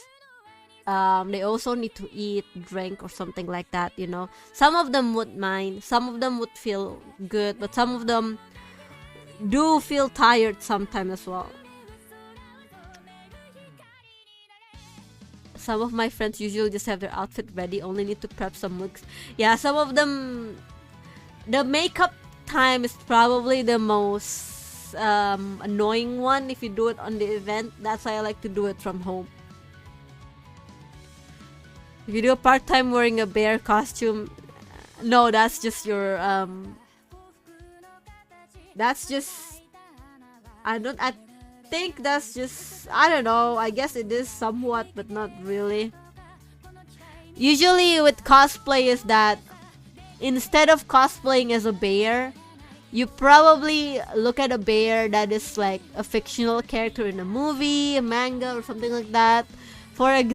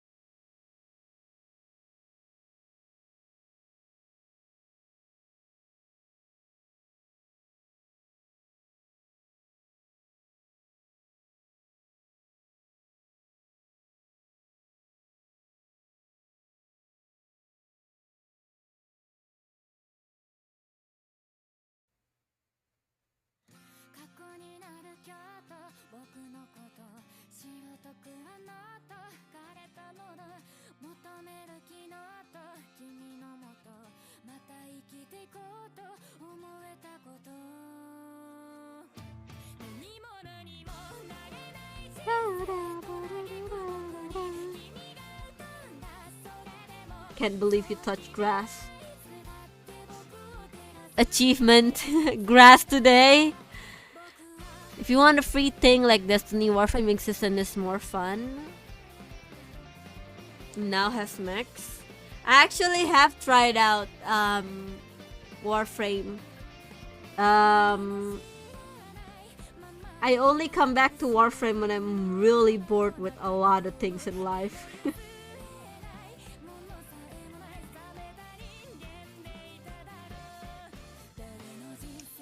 If you see me play Warframe, then you know I'm probably already bored with the games that I have in my in my inventory.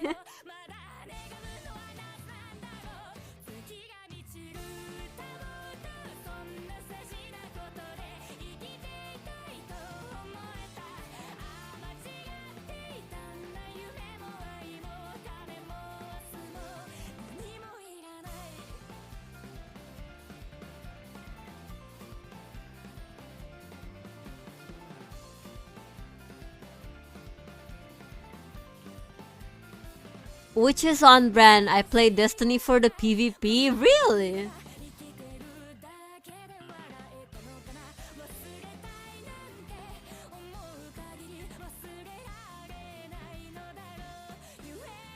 I actually don't really like PvP content in games, mostly because I know I will lose. So I just enjoy stuff on my own.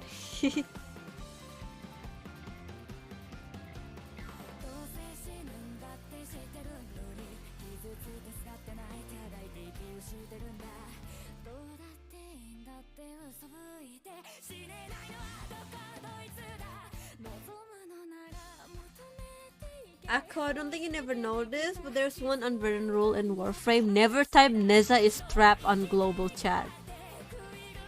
Why? Who's Neza? It's been like so long, I don't even remember.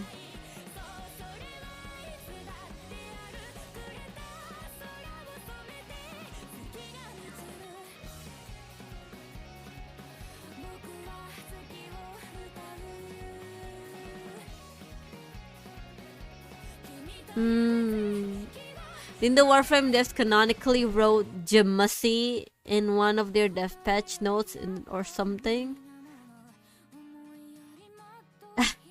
I don't know a lot about Warframe.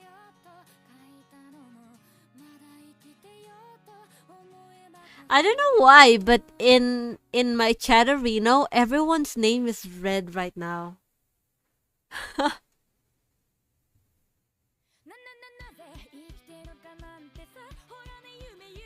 Like, Katsu is green.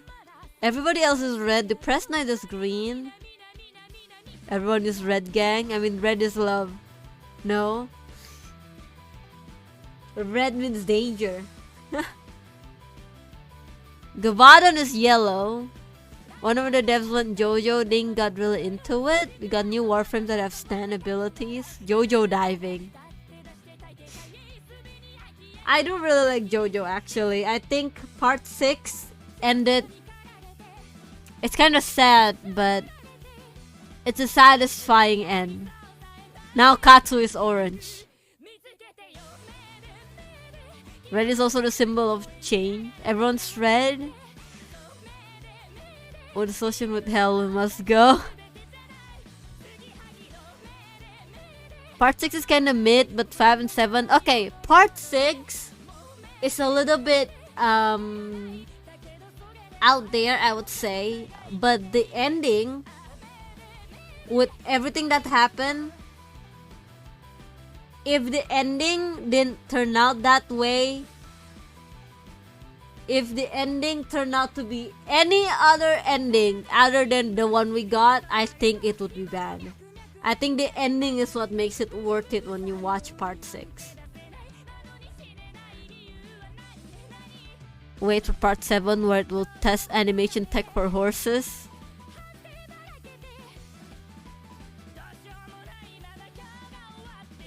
Yeah, part 6, the last fight is really good.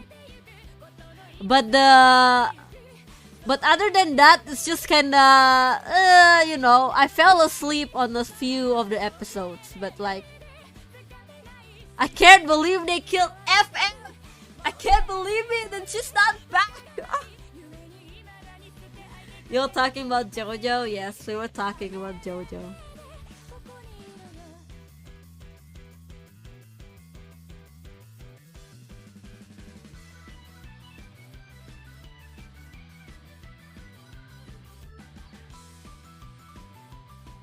Men die the most ridiculous death.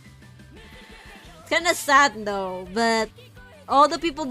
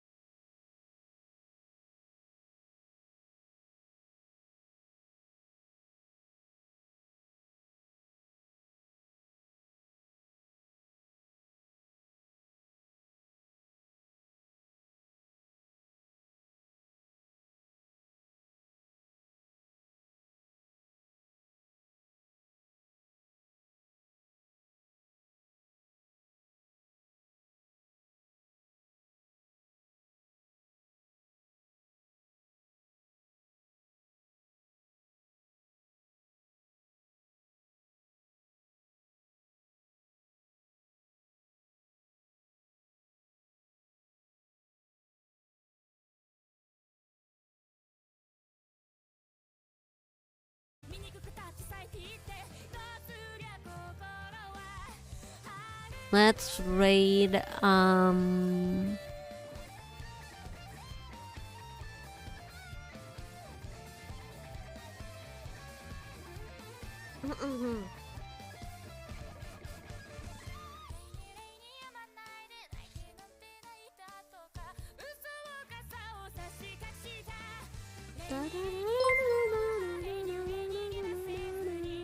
Thank you for the follows, Kek, the Prince of Hell. Thank you, dude. Thank you, thank you. Rate Aconite VT. She seemed. Shut the frick up. 12 hours out, Artwick? No, no, no.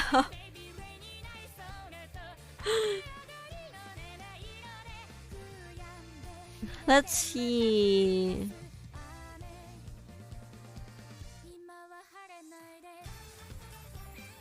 Padapa, padapa. Padapa, padapa.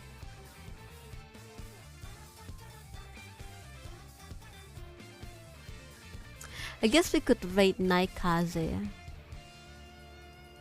They're playing Minecraft, so you guys like Minecraft, right?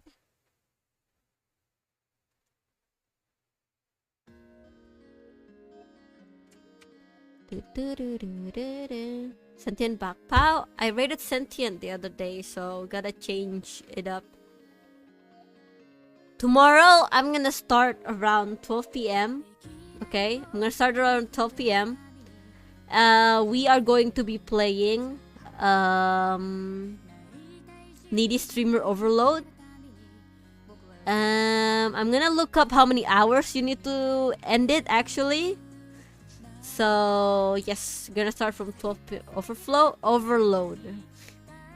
So we are going to be doing the streamer, and it's 12 a.m. No, we'll see how long we'll be in there. But I'm trying to get a longer stream basically. But let's raid Naikaze right now.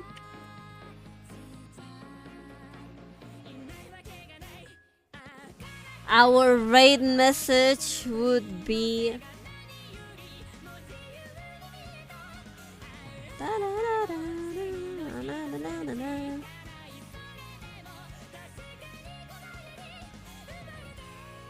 our raid message would be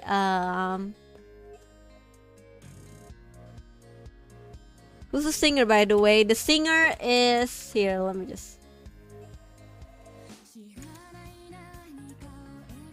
There you go. Our raid message would be Purple Raid, okay?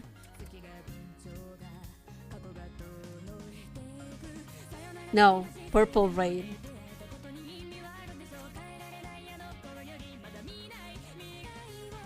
That's our raid message. If you don't have the emote, just write down Purple Raid with all caps on. Thank you again for thank you again for staying at the stream, even though we're just doing like, you know, normal stuff. Also, the pre-orders are getting prepared, and then next week they're gonna get shipped. So the Akko merch is gonna go out soon. Tomorrow we will do